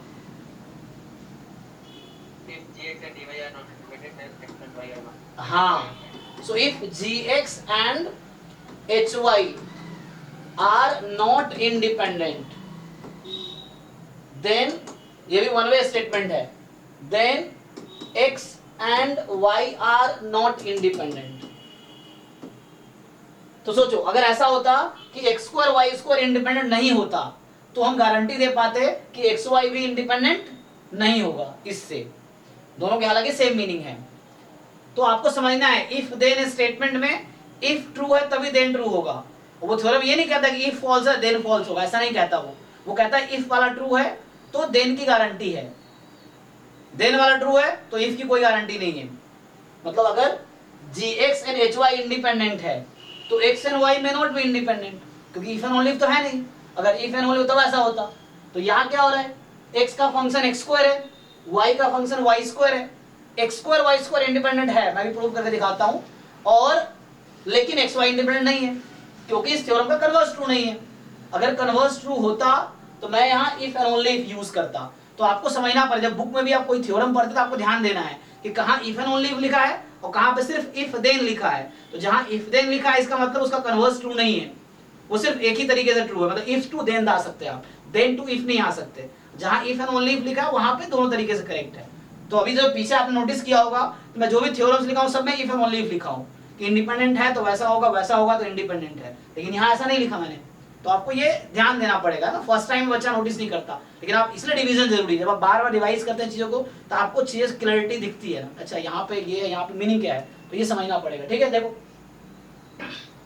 सर रूट एक्स जो वेरिफाई फंक्शन नहीं है मगर लेकिन रूट एक्स, हाँ जैसे एक्स स्क्वायर को मैं कोई एक और मान लो y या z तो उनका रूट का फंक्शन x और y हो जाएगा, लेकिन ये वेल डिफाइंड फंक्शन नहीं है ना।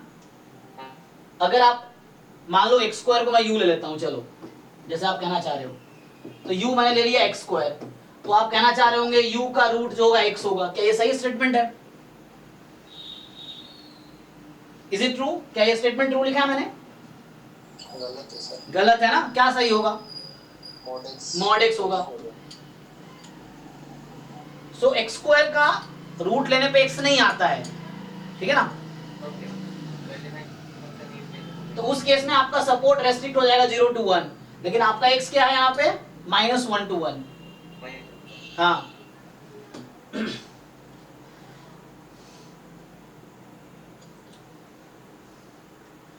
इसमें एक और ऑप्शन बनाए जा सकते हैं, आप mod x mod y दिखा दो, इंडिपेंडेंट होगा mod x mod y, यहाँ पे चेक करना पड़ेगा एक मिनट। सो ना सॉरी देखना पड़ेगा नहीं, mod x mod y convert करके, जरूरी नहीं को चेक करता हूँ ना। सो यहाँ पे एक्चुअली क्या है कि रेंज सफर कर रहा है ना, क्योंकि यहाँ x आप लिखेंगे तो रेंज सफर कर रहा है। वो चेक कर सकते हैं हम लोग, कोई दिक्कत नहीं है।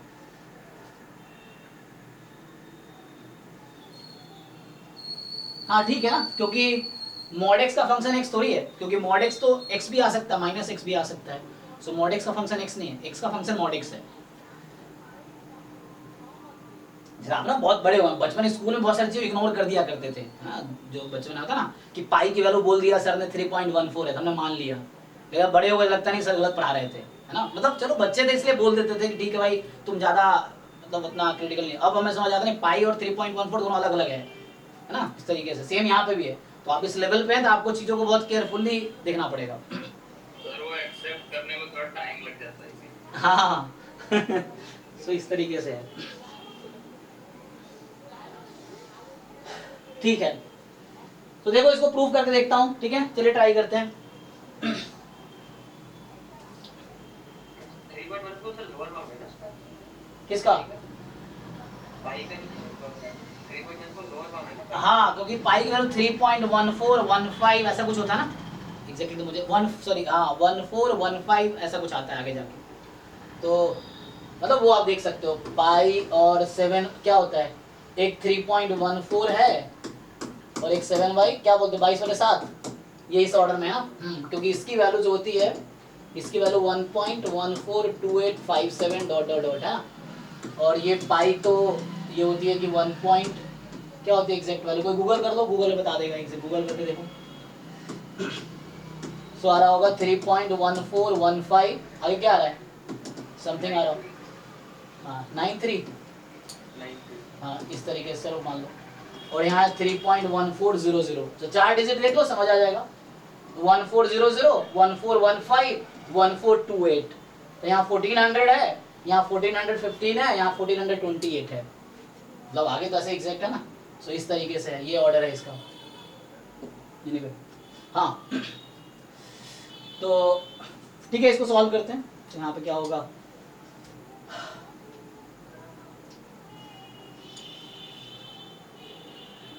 चलिए, है ना, कई बार क्या होता है जैसे पाई -22/7 आंसर आ गया, तो ऑप्शन में ये भी है और ऑप्शन में 0 भी है, तो बच्चों को लगता है दोनों सेम ही है, लेकिन सेम थोड़ी है ना। ये जेड वाली में ऐसा होता है, क्वेश्चन भी आ चुका है, एक ऑप्शन है पाई -22/7, एक ऑप्शन है 0। अब कुछ लोग लगता है सेम ही तो है, सेम नहीं है, दोनों अलग है ना, क्योंकि this is non zero quantity, इस तरीके से।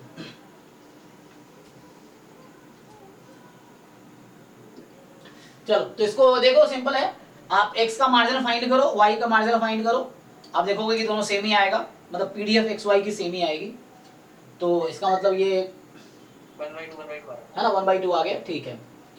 सो आप यहाँ से जस्ट फाइंड कर लो।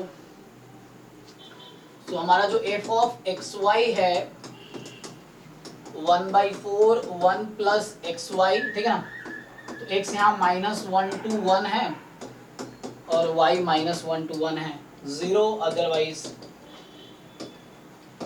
सो आपको क्या करना है, what is a PDF of x।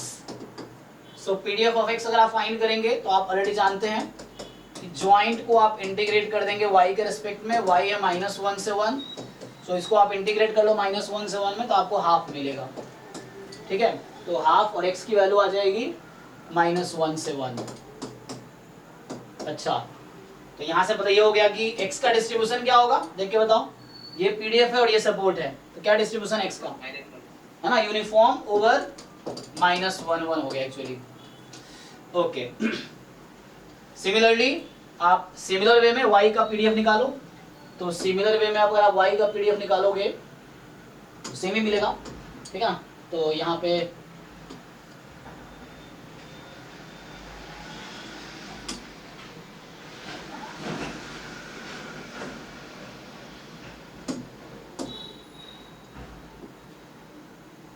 ठीक है, देखिए, सो मुझे F Y of X Y चाहिए, so F X Y D X, तो हाफ आ जाएगा यहाँ y, तो यहाँ पे y जो है y इज यूनिफॉर्म माइन, तो आपको समझ आ रहा होगा कि x का डिस्ट्रीब्यूशन y का डिस्ट्रीब्यूशन सेम ही है ना, दोनों का यही आएगा, हाफ -1 से 1 में। तो इसका मतलब ये समझ आया कि x and y are identically distributed, ठीक है, x एंड y क्या है, आइडेंटिकली डिस्ट्रीब्यूटेड है, ओके। इंडिपेंडेंट के लिए आप सिंपली चेक कर सकते हैं कि जो मुझे जॉइंट गिवन है, तुम सिंपली यहाँ सोच सकते हो, क्या इसको तुम वो थ्योरम लगाओ जो मैं लिखा था कि gx into hy, क्या कभी ऐसा लिखा जा सकता है ये, वो इफ एंड ओनली इफ में था, तो इसको कभी भी आप फैक्टराइज करके function of x function of y में ब्रेक नहीं कर पाओगे।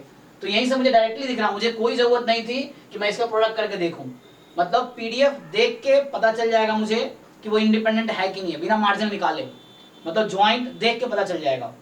कि आपको ये सोचना है क्या ये फैक्टराइज हो सकता है, क्या हम ऐसा फैक्टराइज कर सकते हैं इसको कि gx into hy कर लें, तो ऐसा हो ही नहीं सकता, प्लस में है 1 प्लस है, तो ऐसा कर ही नहीं पाएंगे। तो मतलब ये कि ज्वाइंट इक्वल है ही नहीं PDF of x into PDF of y के, या आप सिंपली ये लिख लो g x into H y के, आप ये भी कह सकते हो।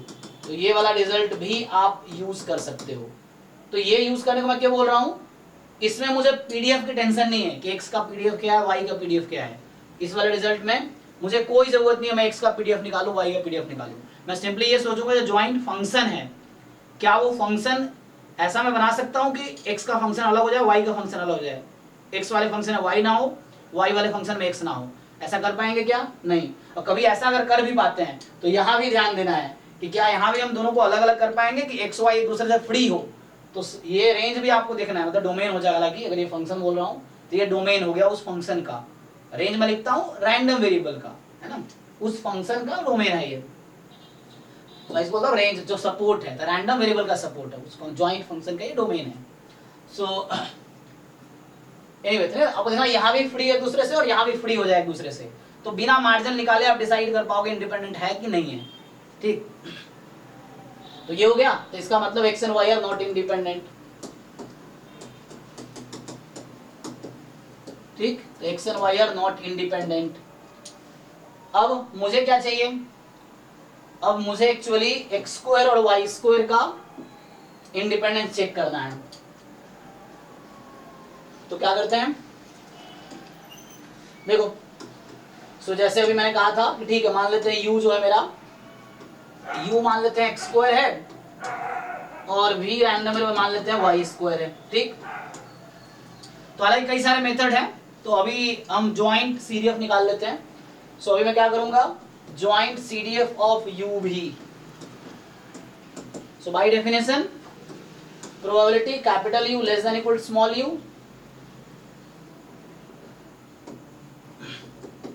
Probability capital U less than equal to small u, capital V less than equal to small v। ठीक, इसको फर्दर प्रोसीड करेंगे तो X square less than equal to u and Y square less than equal to v, और further proceed करो। So आगे अगर इसको मैं कंटिन्यू करूं तो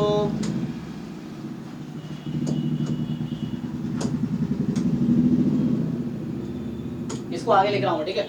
तो देखो, probability taking square root both side, तो ये हो गया mod x less than root under u, mod y less than root under v. तो यहां मैं ऐसा बोल दूं कि टेकिंग स्क्वायर रूट, ठीक है, स्क्वायर रूट लेने पे मॉड होगा, और चूंकि या u है ना, तो u का सपोर्ट क्या होगा, तुम ये देखो, अगर मैं पूछूं what is support of u, so u का सपोर्ट क्या है यहाँ पे, मतलब u का रेंज क्या है, u रैंडम वेरिएबल है ना, x माइनस 1 से 1 में है, सो u कहां से कहां तक है, 0 to 1 है ना, हाँ, सो 0 to 1, तो ये 0 to 1, v की वैल्यू भी 0 to 1, you can include, no problem. तो यहाँ रूट लिया तो u का रूट मैंने सिर्फ मतलब, है ना, तो मतलब पॉजिटिव क्वांटिटी होगी। सो यहाँ पे मतलब हो गया x की value minus root under u से plus root under u, y की value minus root under v से प्लस रूट अंडर v। अब आप इस तरह के, अभी एक क्वेश्चन किया स्टार्टिंग में, अभी जो आज क्लास जब हम स्टार्ट कर रहे थे तो हमने इस तरह के क्वेश्चन सॉल्व किया ना, जहाँ x की वैल्यू 0 से हाफ थी, y की वैल्यू 0 to 1/4 थी, सेम बन गया ये। तो क्या किया हमने वहां पे, सो वहां पे हमने ज्वाइंट को इंटीग्रेट किया है इस इंटरवल पे। ठीक, dx dy, तो x की लिमिट है माइनस रूट अंडर u से plus root under u, y का माइनस रूट अंडर v से plus root under v। Calculate करो जरा क्या आएगा। तो ज्वाइंट तुम्हारा क्या था, तुम्हारा ज्वाइंट जो था 1/4 1 प्लस एक्स वाई था, कितना आएगा, इंटीग्रेट करके बताओ मुझे, कोई फाइनल बताओ क्या आएगा।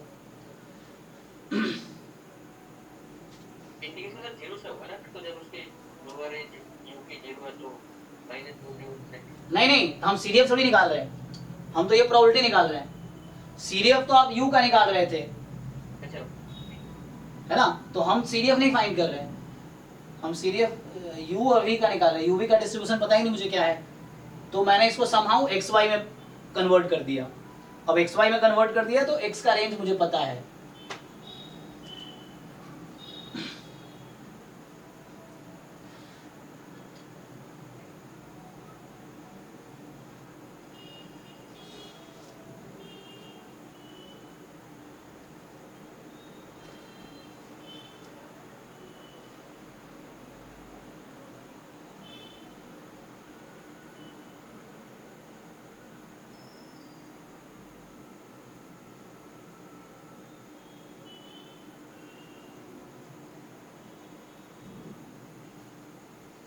कितना टाइम लगेगा? आसान तो है। इस वाले पार्ट का तो जीरो हो जाएगा ना, ऑड फंक्शन है ये, माइनस रूट यू से रूट यू है, ये ऑड फंक्शन एक्स के रेस्पेक्ट में जीरो हो जाएगा उसका। हाँ ये आएगा root under u into root under v, इस तरह से। तो ये तो मैंने क्या फाइंड किया अभी मैंने जॉइंट सीडीएफ फाइंड किया यूवी का। तो मेरे पास यूवी का जॉइंट सीडीएफ ये आ गया। अब मैं आपसे पूछूं कि यू का मार्जिनल सीडीएफ क्या होगा, निकाल सकते हो? मार्जिनल सीडीएफ ऑफ यू, तो इसका मतलब हो जाएगा, अच्छा एक्स वाई तो इंडिपेंडेंट ने प्रूव किया है कि नहीं? अच्छा एक्स वाई इंडिपेंडेंट था ही नहीं ना, ठीक है। So u less than equal to small u, x square less than equal to small u, ठीक है ना। यहां से क्या आएगा? Probability mod x less than equal to root u, और ये कितनी आएगी सिमिलर वे में? रूट यू आ जाएगा ना, जैसे अभी किया मैंने वैसे ही हो जाएगा एक पार्ट के लिए। सो यहाँ पे एक्चुअली जब आप इंटीग्रेट कर लोगे इसको, तो माइनस रूट अंडर यू से प्लस रूट अंडर यू, और x के मार्जिनल का इंटीग्रेशन, x का मार्जिनल क्या है? 1/2 du हो जाएगा, मतलब 1/2 dx हो जाएगा ये। सो फाइनली रूट यू आ जाएगा, ठीक, चेक कर लो आप लोग। सिमिलर तरीके से अभी u का CDF निकाला, आप v का CDF फाइंड करोगे, सो क्या आएगा? रूट v आएगा, क्योंकि आइडेंटिकली डिस्ट्रीब्यूटेड है ना, तो सेम ही आंसर आएगा। सो रूट यू आया, रूट v आया। तो यहां से क्या पता चला मुझे एक्चुअली कि ये CDF of u at u है और CDF of v at v है, ठीक। तो क्या प्रूफ किया मैंने? तो हमने फाइनली इसका मतलब ये दिखाया अभी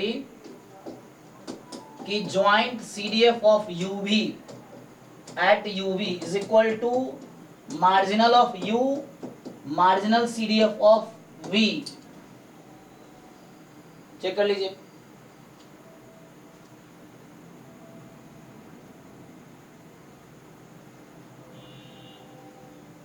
और ये डेफिनेशन लिखा था मैंने आज इंडिपेंडेंस का। तो यहां से क्या प्रूफ हो गया कि u and v are independent, ठीक है। तो u भी इंडिपेंडेंट हो गया। और यहां से आप चेक कर लो, अच्छा क्योंकि एक्स वाई आइडेंटिकल डिस्ट्रीब्यूटेड था, तो मैं यहां से एक्चुअली u का मैंने आपको निकाल के दिखाया CDF। इसी तरीके से आप v का फाइंड करोगे तो यही आएगा। देखो दोनों का CDF सेम ही आ रहा है ना, रूट यू रूट v, अगर सेम वेरिएबल लूंगा दोनों इक्वल रहेगा।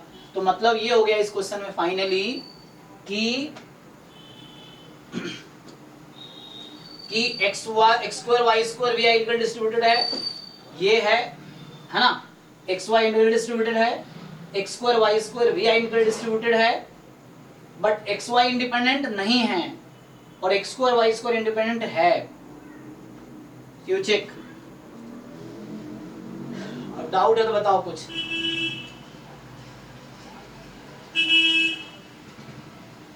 ठीक है ना। तो यहां इस थ्योरम का कन्वर्स ट्रू नहीं है, उसका एक काउंटर एग्जांपल है। ये एग्जांपल बता रहा है कि इस थ्योरम का कन्वर्स ट्रू नहीं है कि एक्स वाई इंडिपेंडेंट, अच्छा कन्वर्स क्या बोलते हैं उसे, मतलब इसका नेगेशन ट्रू नहीं है ना, मतलब अच्छा हाँ ठीक है, हाँ कन्वर्स बोल दो, क्योंकि x square Y square independent है बट जरूरी नहीं कि एक्स वाई इंडिपेंडेंट हो। कन्वर्स ट्रू नहीं है ना। कन्वर्स क्या होता है? P इंप्लाइज Q स्टेटमेंट, इसका कन्वर्स होता है Q इंप्लाइज P। तो मतलब हमने लिखा एक्स वाई इंडिपेंडेंट है, तो then x square Y square independent होगा, इसकी गारंटी है।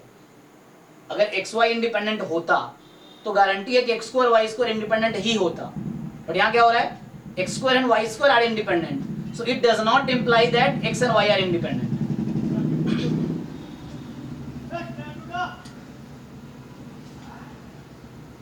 ठीक, चलिए।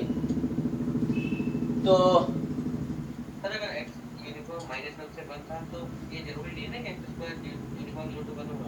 हाँ स्क्वायर में ऐसा जरूरी यहाँ पे आ रहा है, ऐसा चेक करो, क्योंकि अगर वैसा होता तो x आता CDF u का, मतलब u आता, एक्चुअली वो स्केल और लोकेशन पे इनवेरिएंट होता है ना। Uniform is invariant over location and scale parameters. Means आप इंटरवल में कुछ ऐड सब्ट्रैक्ट कर दो कोई फर्क नहीं पड़ेगा, डिवाइड कर दो कोई फर्क नहीं पड़ेगा। ये स्क्वायर कर दिया आपने तो नॉन लीनियर में ट्रू नहीं होगा वो, है ना। स्केल एंड, है ना, स्केल एंड लोकेशन चेंज करने पे यूनिफॉर्म ही रहता है। लाइक x यूनिफॉर्म है तो x प्लस के x माइनस के यूनिफॉर्म ही रहेगा, तो ये लोकेशन चेंज हुआ। स्केल चेंज का मतलब x अपॉन k या x इंटू के, वो भी यूनिफॉर्म रहेगा अगर x यूनिफॉर्म है तो, लेकिन यहाँ पे आपने स्क्वायर कर दिया तो ये यूनिफॉर्म नहीं रहेगा, है ना। x तो यूनिफॉर्म था -1 to 1, तो जरूरी नहीं x स्क्वायर यूनिफॉर्म 0 1 होगा, ये अपने स्क्वायर कर दिया तो वहाँ uniform distribution is invariant over location and scale parameters, not squaring. हाँ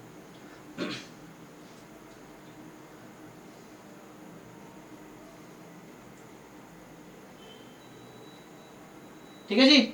सो है ना, हाँ चलो थोड़े आगे बढ़ते हैं। तो ये सॉल्यूशन है, किसी को कुछ क्वेरी हो तो बताओ। हम लोग दूसरा तरीका एक और पढ़ेंगे यूवी के ज्वाइंट निकालने का, आपको पता होगा जैकोबियन मेथड। तो यहाँ मैंने ज्वाइंट सीडीएफ निकाला, ज्वाइंट पीडीएफ नहीं, हालांकि आ जाएगा। यहाँ पे आप ज्वाइंट पीडीएफ पूछो तो क्या होगा इसका, चलो मैं थोड़ा सा आपको एक्सपेरिमेंट कराता हूँ। देखो सो हमने ये देखा है कि 1/4 1 प्लस XY जब mod x लेस देन 1 है, mod y less than equal to 1 है, 0 अदरवाइज। तो ये तो आपका आ गया ज्वाइंट। तो हमने फाइंड किया मार्जिनल आया 1/2 जब mod x less than equal to 1 है, 0 otherwise. fy of y find किया आपने, 1/2 आया, mod y less than equal to 1, 0 otherwise, ठीक है ना। So 0 otherwise. अब ये तो एक्स वाई के बारे में हो गया। फिर हमने नाम दिया u को x स्क्वायर और v को v नाम दिया y स्क्वायर। तो हमने फिर क्या देखा कि ज्वाइंट CDF ऑफ uv क्या आया था। अच्छा इसका स्टैंडर्ड वे होता है लिखने, बताया ना कि CDF लिखने के स्टैंडर्ड वे है। जैसे मैंने जो लिखे थे वो जस्ट एक टर्म लिखे थे, है ना। बाकी अगर इसके स्टैंडर्ड फॉर्म में लिखोगे स्टैंडर्ड वे में तो क्या होता है, तो आपको पूरे R पे CDF का डोमेन पूरा रियल नंबर है ना, तो रियल नंबर पे डिफाइन होना चाहिए, तो ऐसे लिख सकते हैं आप। सो ये जो रूट u इंटू वी आया था, ये तब आया था जब u की वैल्यू 0 to 1 है और v की वैल्यू 0 to 1 है। 0 होगा u less than equal to 0 और कॉमा का मतलब यहाँ एंड है, इस कॉमा का मतलब एंड है, और v less than equal to 0। यहाँ क्या होगा, अब अगर मैं लिखूं u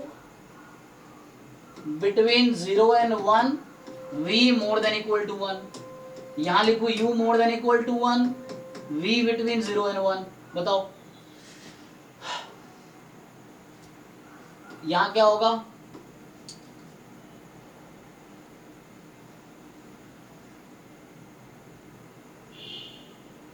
क्या लिखूं यहाँ पे, u more than equal to 1, v more than equal to 1, तो ये तो सब पूरा सैंपल स्पेस आ जाएगा। इस बीच में क्या लिखेंगे, हाँ यहाँ रूट u आ जाएगा, रूट u आ जाएगा यहाँ पे, और यहाँ रूट v आ जाएगा, ठीक है ना, क्योंकि यहाँ u मोर देन 1 हो गया तो 1 के आगे तो सपोर्ट है नहीं, u का रेंज 0 to 1 ही है, तो 1 रख देना है उसको। इसको आप कैलकुलेट भी कर सकते हैं, आप चाहो तो। आप जैसे आपको मान लो प्रॉब्लम हो रहा है तो आप क्या कर सकते हो, अपनी मर्जी से एक नंबर चूज कर लो u 0 से 1 के बीच का, और v आप 1 से लार्जर कोई भी नंबर ले लो और वो कैलकुलेट करके देख सकते हो आप, है ना। सो जब भी v more than equal to, v को 1 रख दिया, u more than equal to 1 है u को, क्योंकि u की हाईएस्ट वैल्यू 1 हो सकती है, v की हाईएस्ट वैल्यू 1 हो सकती है, 1 से ज्यादा नहीं ले सकता, मतलब सपोर्ट में 0 to 1 ही है u एक्चुअली, फिर 0 अदरवाइज चला जाएगा, तो आगे कोई मास नहीं एक्चुअली। सिमिलरली अगर मैं आपसे पूछता what is the CDF of u, try किया आपने, किया ना हमने, रूट u आया था ना, ये रूट अंडर u आया था जब u 0 से 1 में है, एंड 0 जब u लेस देन 0 है, 1 जब u more than equal to 1 है, ठीक। ऐसे यहाँ मैंने दोनों तरफ इक्वल लगा दिया, कोई प्रॉब्लम नहीं है। कॉन्टिन्यूअस डिस्ट्रीब्यूशन में प्रॉब्लम नहीं है, बिकॉज कॉन्टिन्यूअस डिस्ट्रीब्यूशन का CDF कॉन्टिन्यूअस रहता है, तो प्रॉब्लम नहीं होगी, वैसे दिक्कत होगा, है ना। अगर मैं यहाँ भी इक्वल लगा दूं तो यहाँ कोई प्रॉब्लम नहीं है, क्योंकि u कॉन्टिन्यूअस रैंडम वेरिएबल है, ठीक है। सिमिलरली v का भी यही आएगा, अगर v का आप CDF लिखो सेम ही आएगा। ओके अब मैं पूछता आपको x का CDF क्या है, what is CDF of x, ये तो क्या आएगा, एक मिनट, मैं क्या कह रहा था आपसे कि इस पे थोड़ा सा काम करो, तो आप काम क्या करो, what is the joint CDF of x y, ये बताओ मुझे, ये ज्वाइंट पीडीएफ है, what is joint CDF of X Y? Try करके बताओ मुझे।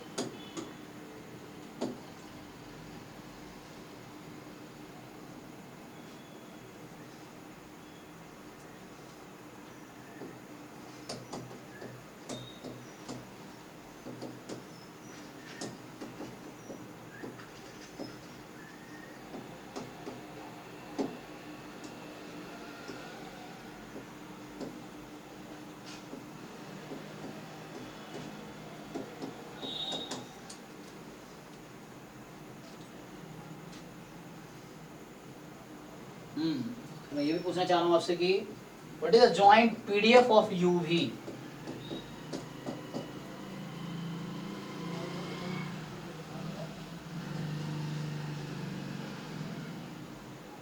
जॉइंट पीडीएफ पता आपको एक्स वाई का, मैं जॉइंट सीडीएफ पूछ रहा हूँ। हमने जॉइंट सीडीएफ मैंने कैलकुलेट किया, तो मैं जॉइंट पीडीएफ पूछ रहा हूँ, बताओ।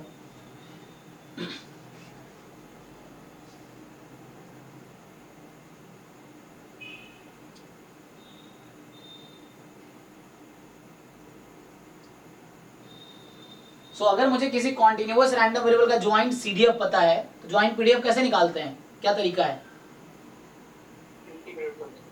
नहीं, जॉइंट सीडीएफ से पीडीएफ चाहिए। मेरे पास सीडीएफ है ये वाले में, डिफरेंशिएशन ना, तो आप डिफरेंशिएट करो, तो एक बार यू के रेस्पेक्ट में डिफरेंशिएट करो, फिर जो आंसर आएगा उसको फिर वी के रेस्पेक्ट में डिफरेंशिएट करो, बताओ क्या आएगा। तो एक तो जीरो रहेगा जब u less than equal to 0 है या v less than equal to 0 है, तो अदरवाइज कर देंगे। चलो मेनली इंपॉर्टेंट आपका है ना, देखो जैसे ये रूट u है तो रूट u को डिफरेंशिएट करोगे v के रेस्पेक्ट में 0 हो जाएगा, रूट v को डिफरेंशिएट करोगे u के रेस्पेक्ट 0 हो जाएगा, क्योंकि डिफरेंशिएट आपको दो बार करना है, एक बार u के रेस्पेक्ट में एक बार v के रेस्पेक्ट में। तो ये सारे टर्म 0 हो जाएंगे बस एक को छोड़ के, रूट uv वाले को छोड़ के।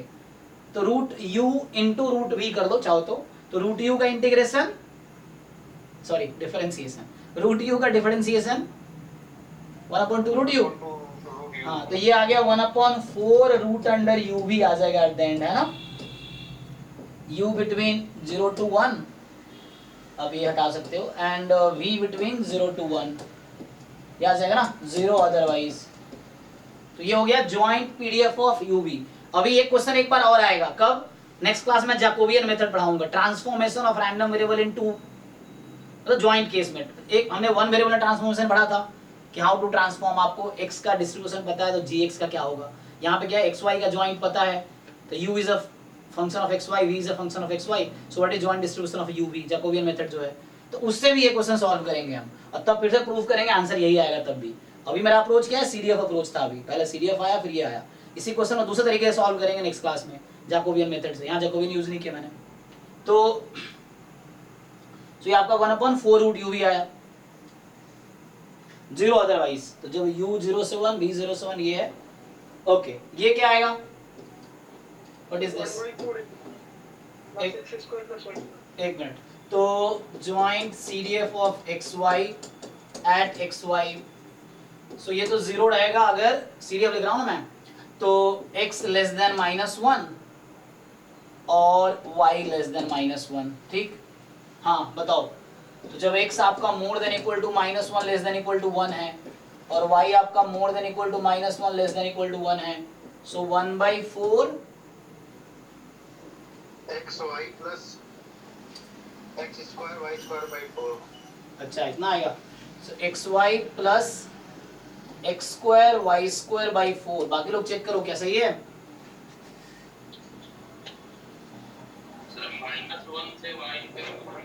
हाँ यस यस, x को इंटीग्रेट करोगे -1 to x और y का इंटीग्रेशन -1 to y।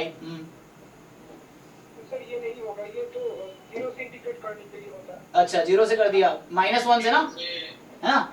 डेफिनेशन में क्या होता है, -∞ टू दैट, तो -∞ टू दैट, लेकिन आपको देखना आपका कहाँ से स्टार्ट हो रहा है सपोर्ट, तो ये आपका सपोर्ट स्टार्ट हो रहा है -1 से, तो -1 to x, ठीक है 1/4 xy plus xy square equal to xy whole square, नहीं सर केवल y स्क्वायर, अच्छा पहले y स्क्वायर रुको 1/4 xy square upon 2 sir x square पर जस्ट 2/2 हाँ minus x/2 xy 2 x/2 upon 2 अच्छा ठीक है x/2 हाँ प्लस y स्क्वायर पर माइनस हाफ तो माइनस हाफ भी है ओके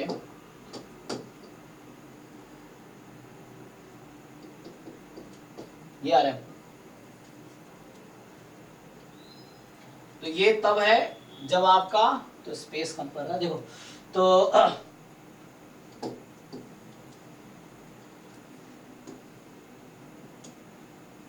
ठीक है सो ये कब है जब आपका मॉड x मतलब आपका जो x है more than equal to -1 less than 1 and y more than equal to -1 less than 1 ठीक है और ऊपर 0 तब था जब x लेस देन -1 हो या y लेस देन -1 हो।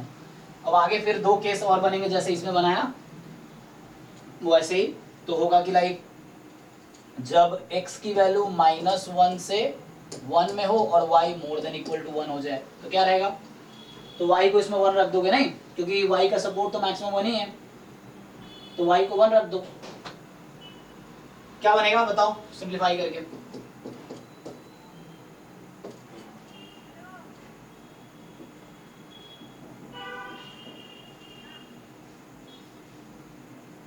y को 1 रखो इसमें y की जगह 1 रख दो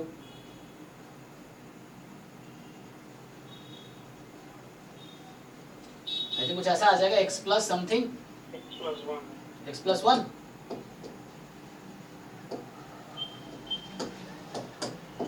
ठीक है और ऐसे ही जब यहाँ x more than equal to 1 हो जाए और y की value less than more than less than 1 तो इस केस में यही रहेगा आई थिंक 1/4 y प्लस 1 हो जाएगा ऐसा चेक करो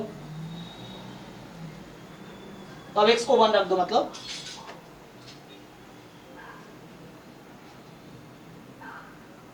ठीक लेकिन सिमेट्रिक सा तो दिख नहीं रहा मुझे सिमेट्रिक सा नहीं आना चाहिए था क्योंकि एक्स वाई तो आइडेंटिकली डिस्ट्रीब्यूटेड है चेक करो ये सर -1 से 1 में x -1/2 आना चाहिए ना क्योंकि fx हमारा 1/2 था बताओ क्या लिखो क्या होगा यहाँ पे